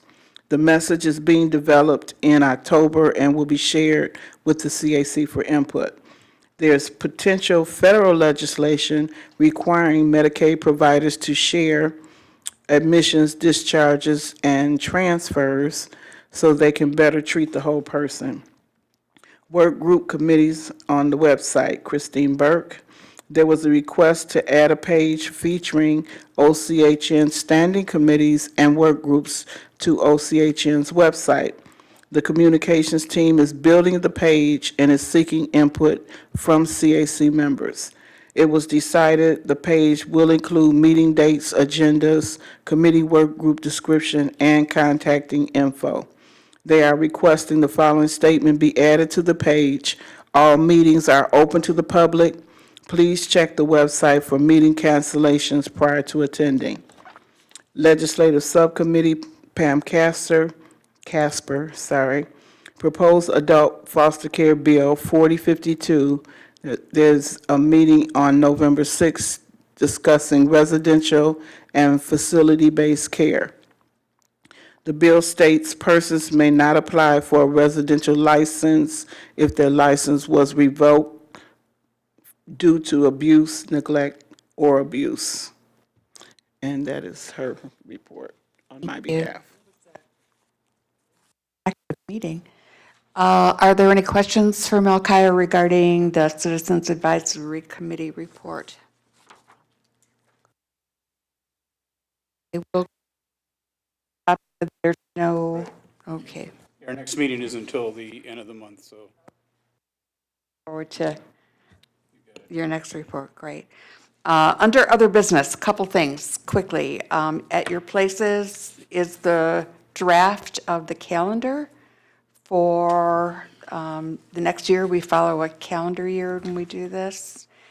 What I'm asking is that you take it home, take a good look at it, see if there are any conflicts. I know Victoria works very hard to avoid them, but things have a way of popping up sometimes when we least expect it. Remember last year when Adam said, we're having a study session on Thanksgiving? Yeah. That was kind of a startling moment. So anyhow, it is, and I didn't catch it either. I thought, oh my goodness. Anyhow, so we will be approving this calendar at our November board meeting, okay? The other piece of business I want to bring to you is we have a study session scheduled for October 24th. That's the Thursday of the week of the conference. I don't know if we still want to have a study session in October. If we do, the leftover topic was the deficit reduction strategy. I could have said that at 7, but I can't say it now. I don't really know what your pleasure is. Or if you have another topic that you might want to address for, do we want to have that discussion? I was thinking you had said, so the committee of the whole, when are we doing that? When's that meeting so that we can talk about? That's in November. That's in November, okay. Yes. I don't know the date offhand, sorry, but. The 11th. Okay. I have the 11th. November 11th? I could be wrong, but that's what's in my calendar. Is it not Veteran Day? Oh, Veterans Day This is anymore? a Tuesday, it's Tuesday, November 12th. Because Veterans Day was Monday. Okay. That would be the date for that conversation. Jonathan? I think that we do need to have some warm-up conversation on the fiscal situation. Plus, I understand that some of the folks are moving into, we still have, the other topic is what's going on with space in our building.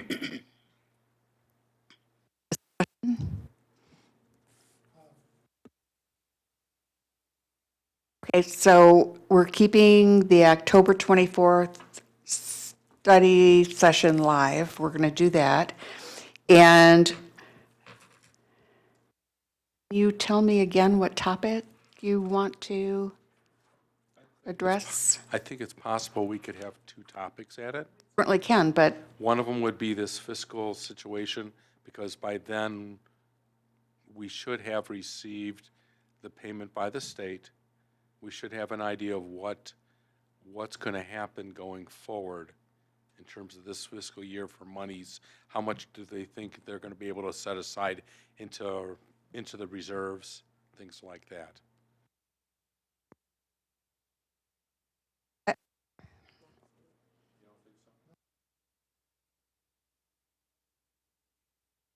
I don't think there's enough, yeah. Can you say the topic that you, I know you said The fiscal, but the initial topic we had moved because we Right. used the study session for search discussion. Right. Was a deficit reduction strategy. Right, which is different actually than just knowing fiscally what's happening. Deficit reduction strategy, I think John was talking about, you had brought that up. It's where you really look at your finances and figure out a plan moving forward, whether we have more or less, like even if we do, how much you're going to put into reserves, what you're not, what you're going to, if you have new programming, how much money you're going to be putting in new programming. It's a lot more than just fiscal money coming in. It's So strategy. do we want to keep deficit reduction and the strategy for that as a topic for the October? And to me, that's also, you're always talking about Plan B, Sid. This is Plan B. Deficit reduction strategy is Plan B. There's a lot of other topics that we could cover that encompasses this topic. Correct. Go away. Yeah, so. it's an umbrella. It would be important that I think Annette and Anya be there and that there be ability to use the computer and look at real numbers of things on the screen, or really on the screen to make sure it works, I guess. About deficit reduction strategies, and we have a new budget that's coming in that we have an increase in. Wouldn't it be better to wait until we see where we are with the new budget? Said that if you're dealing with the state and the department to get figure 3 or 4 months ahead, further on than they say, but they're planning on coming, once they have the actual rates and they have an amount on the money we're getting, to come back with a budget amendment number 1. So I think it might be good to postpone any discussion of deficit reduction until you know how much money you're going to have, however long that takes the department. It's not about the current or past, it's about it's a strategy looking at, are the way you're doing it currently, are there any other ways of doing things? Like we had asked for a Plan B, or not we, but, a few times, and it didn't seem like there were a lot of options except going to the reserves. So, it's taking piece by piece and really talking about it strategically, what things can be possibly changed, or if we want to change them. So it's not even so much the numbers, it's knowing what we're currently doing and what's the possibility of what to happen. And then also even the concept of it's great that we're going to be moving forward and having funds and hopefully having a more than 5% increase on our budget, but the concept of if someone needs to be let go, what we don't know the strategy, the CEO hasn't told us, what the logic is. It's not our decision, but where the logic comes from, so like, even as an example. Oh, I guess what I'm going to ask you, because I'm not entirely sure where this is going, is for the conversation regarding a deficit reduction strategy, are you wanting the administration to tell you what elements have gone into it so far, what things we need to look at, or are you looking for very particular pieces of information? I'm just going to say that, next week is the conference. There's not going to be a lot of time for maybe the new information, but certainly I think we may want to be familiar with how the administration looks at a strategy for deficit reduction, or? And then the other piece is, many people are going to the conference, it's a very busy time, maybe you want not to do that right then and there. That's a whole nother decision if you I don't, agree. That's just a busy week for everybody, and maybe it's just not a good week for us to have an additional meeting. That's a different topic. Right. Yeah, what to do with the money? Well, let me back up. At our last meeting, I asked Anya, so what are you going to do with the money? Because she was talking.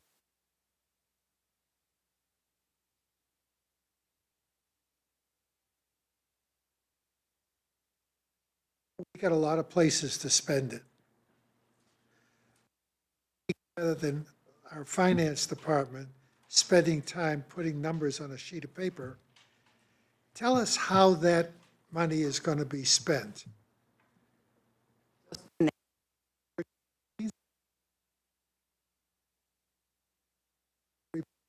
That a plan for Plan B.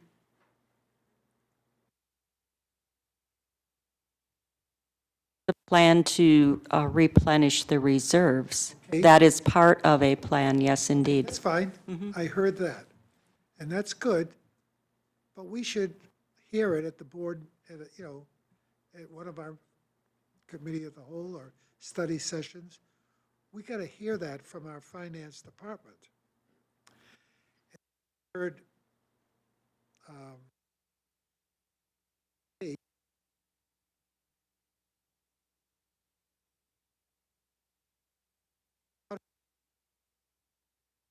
we're selling off, we're not selling, we're letting them mature.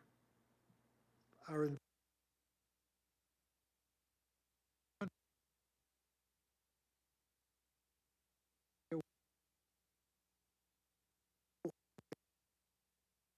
use it to cover expenses.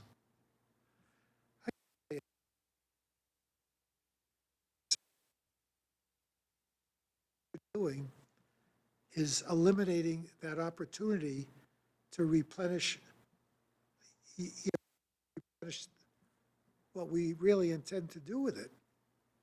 So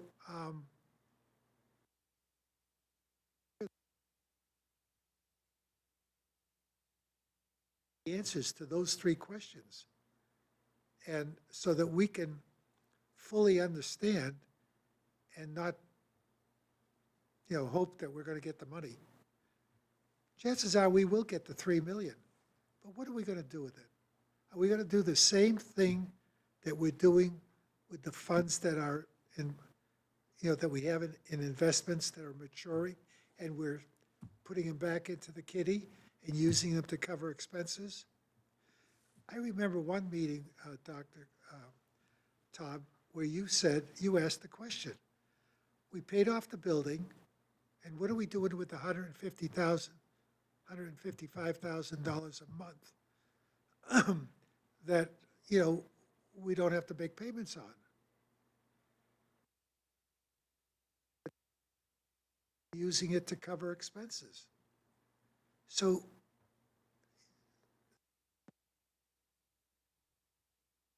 that was the plan.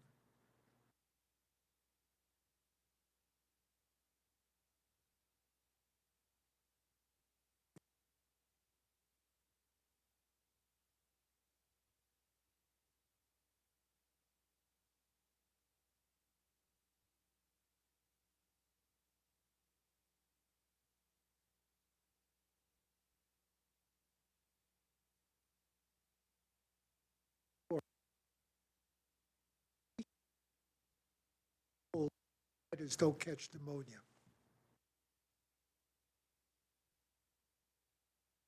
Okay, I know Hadass was wanting to say something. All these things that are excellent and really, really important. And we've waited this long. It just seems like it's a difficult week, and maybe we should have that study session in November, unless you have plans for the study session in November. Just a suggestion. There is no agenda going forward. We typically do often just decide the month prior as to how we'll use that study session time. We are getting into that time of year too, where everything is going to be on a collision course, for people's schedules and times. So, and you want to have the best possible answer in terms of your questions, which I think we all want to know. How is this opportunity to move forward and possibly replenish our reserves? How is that all going to play out? I don't know if that's ready for conversation. Is it something that is, easy to, nothing's easy, that was silly. Is it something that's readily available? Or would that have to be something that we'd need to create? We've started to have conversations about that. I don't know if that's been put down on paper yet. But the intent is certainly to bring the recommendations and directions to the board, our concept of where we need to go. So that begs the question again, is that the right timing to get the best possible information? I think that, I'm not sure. Spill the beans right now.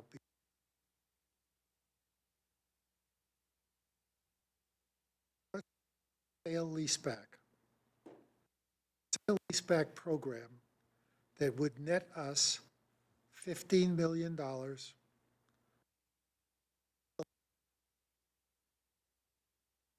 Discuss various options.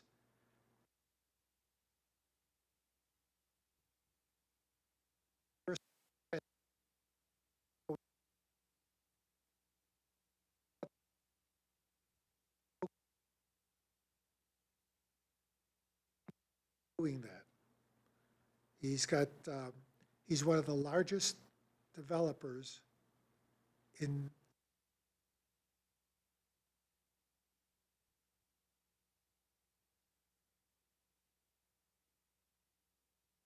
that direction that would improve our financial picture tremendously. That something that we could use as a topic for October 24th if we choose to meet? That alone?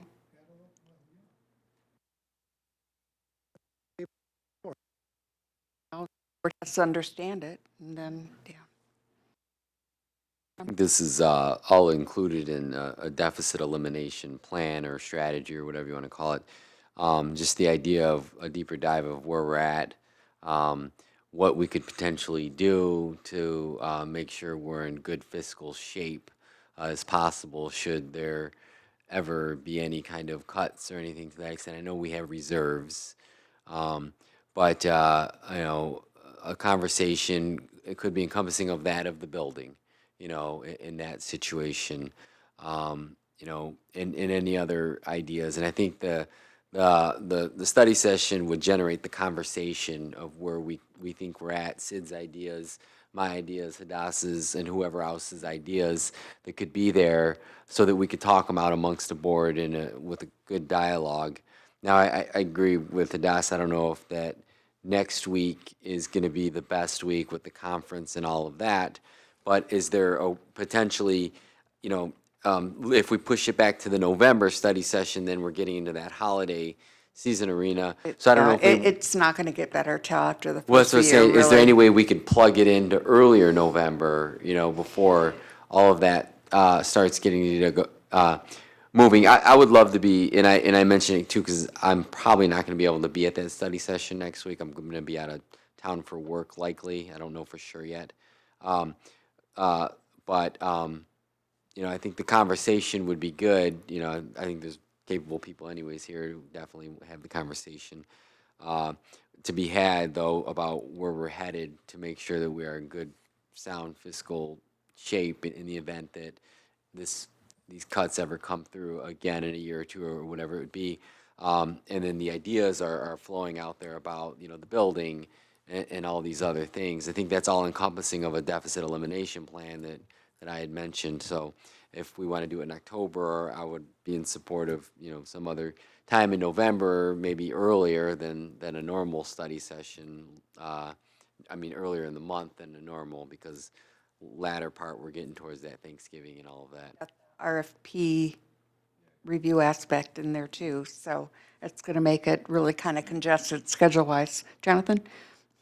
We don't meet next week, then the only other time is November, because once we hit December, our study session time for December, January, and hopefully not February, but up through there, is all about the selection of a CEO. We are, with the recruiter and help, that's where our focus has got to be. So we have to either put our house in order before we go into that, or not worry about it until after we have our CEO, and then put our house in order. With that in mind,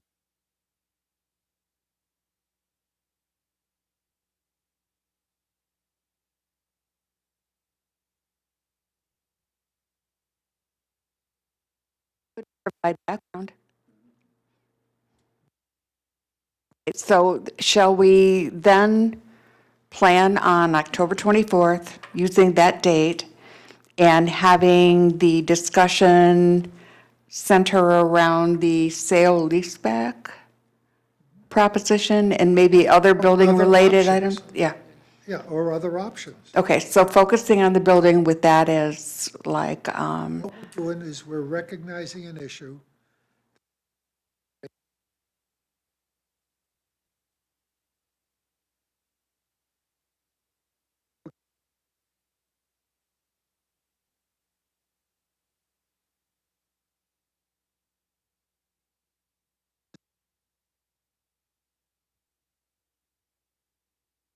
so do you think that do we need any particular information from staff for that? This is just a dialogue considering what it looks like and what it could do. We own the building, it's free and clear. Well, I guess I'm in favor of using that time that way, as long as we're not trying to gather, information that may not be available. This is just a kind of an introductory to the concept. Okay, good. Steve? Yes, before the meeting, you need to check on whether the sale and leaseback idea is legal with Medicaid funds, because it may be completely forbidden. It may not, but we should know that for sure, because it may be something we can't even entertain. Like a lot of things we've thought of in the past, you just can't do that with Medicaid money, so.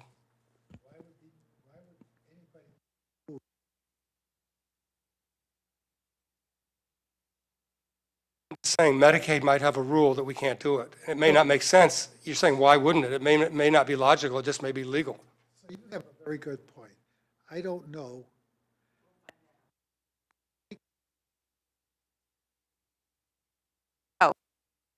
Being that we can do that, we'll plan on October 24th being the introductory discussion to that concept. All good with that. Should we find out that's not possible, do we want to schedule some other topic or let October go?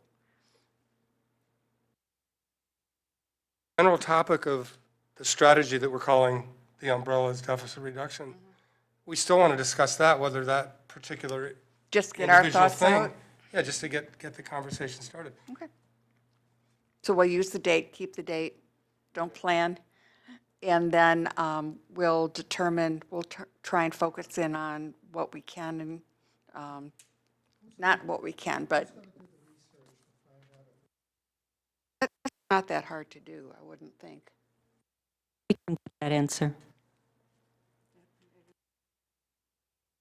Very deep in our. So we can know that probably this week, I would think. Well, I think we're good on that. We'll know the answer to whether Medicaid permits the sale leaseback option for property.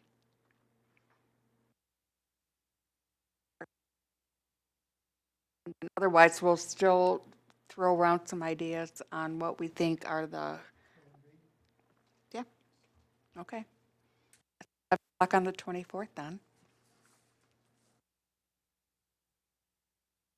Comment? Lori, have anything on your mind?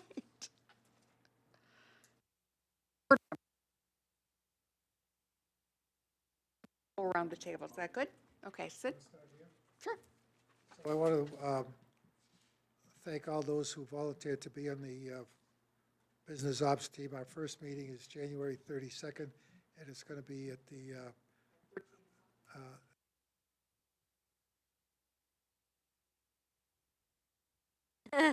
Italy or Florida? for all you people who decided to go to the policy program.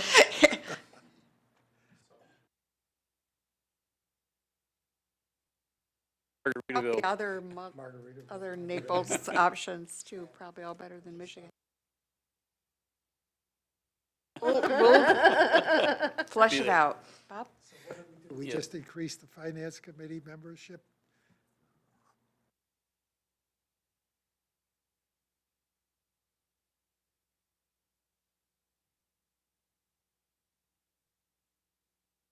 Before you get any sillier, I just want to thank those, the board members who have found room in their schedule to discuss further and work on the RFP and procurement of our CEO and whatever.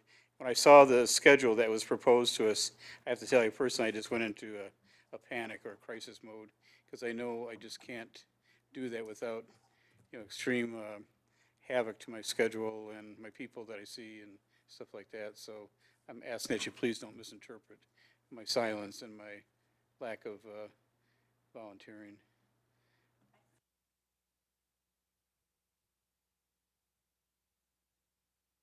No, I just would, I guess yeah, would just same thing as Dr. Klotz. Don't interpret my not being able to be at the part of the RFP committee. I gotta, I don't want to commit, you don't want to overcommit. And so I just am kind of in that with dates and Halloween, Boo Bash, and all the stuff with my little one. So, but yeah, so I don't want to overcommit. So that's, I see how important it is that, we be consistent. And being able to participate, and I didn't want to, hinder that in any way, so, thank you.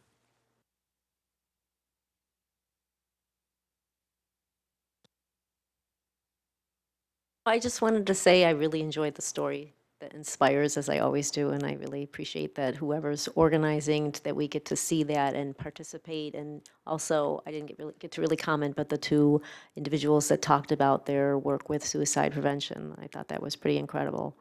So I feel privileged to be able to see that here.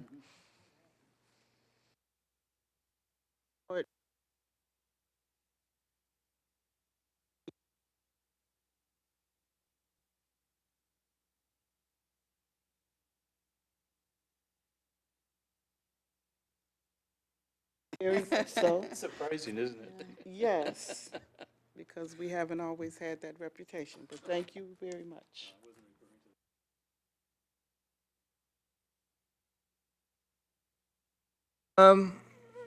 I really don't have anything additional. You've been occupying all our time tonight, so.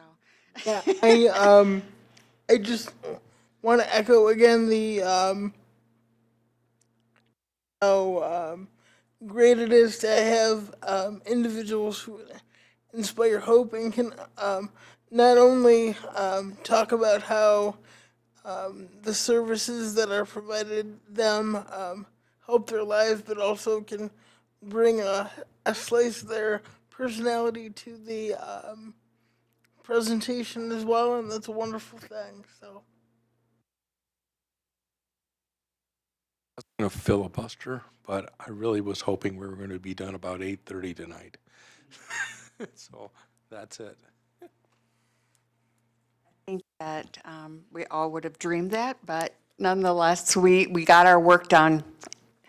Next time, I think we'll have a less complicated set of things to discuss. But thank you all, and I appreciate your I don't know if it's a vote of confidence or stepping back and leaving me at the front, but it'll be my pleasure to be your board chair for one more year. Meeting's adjourned. I know the words you've been waiting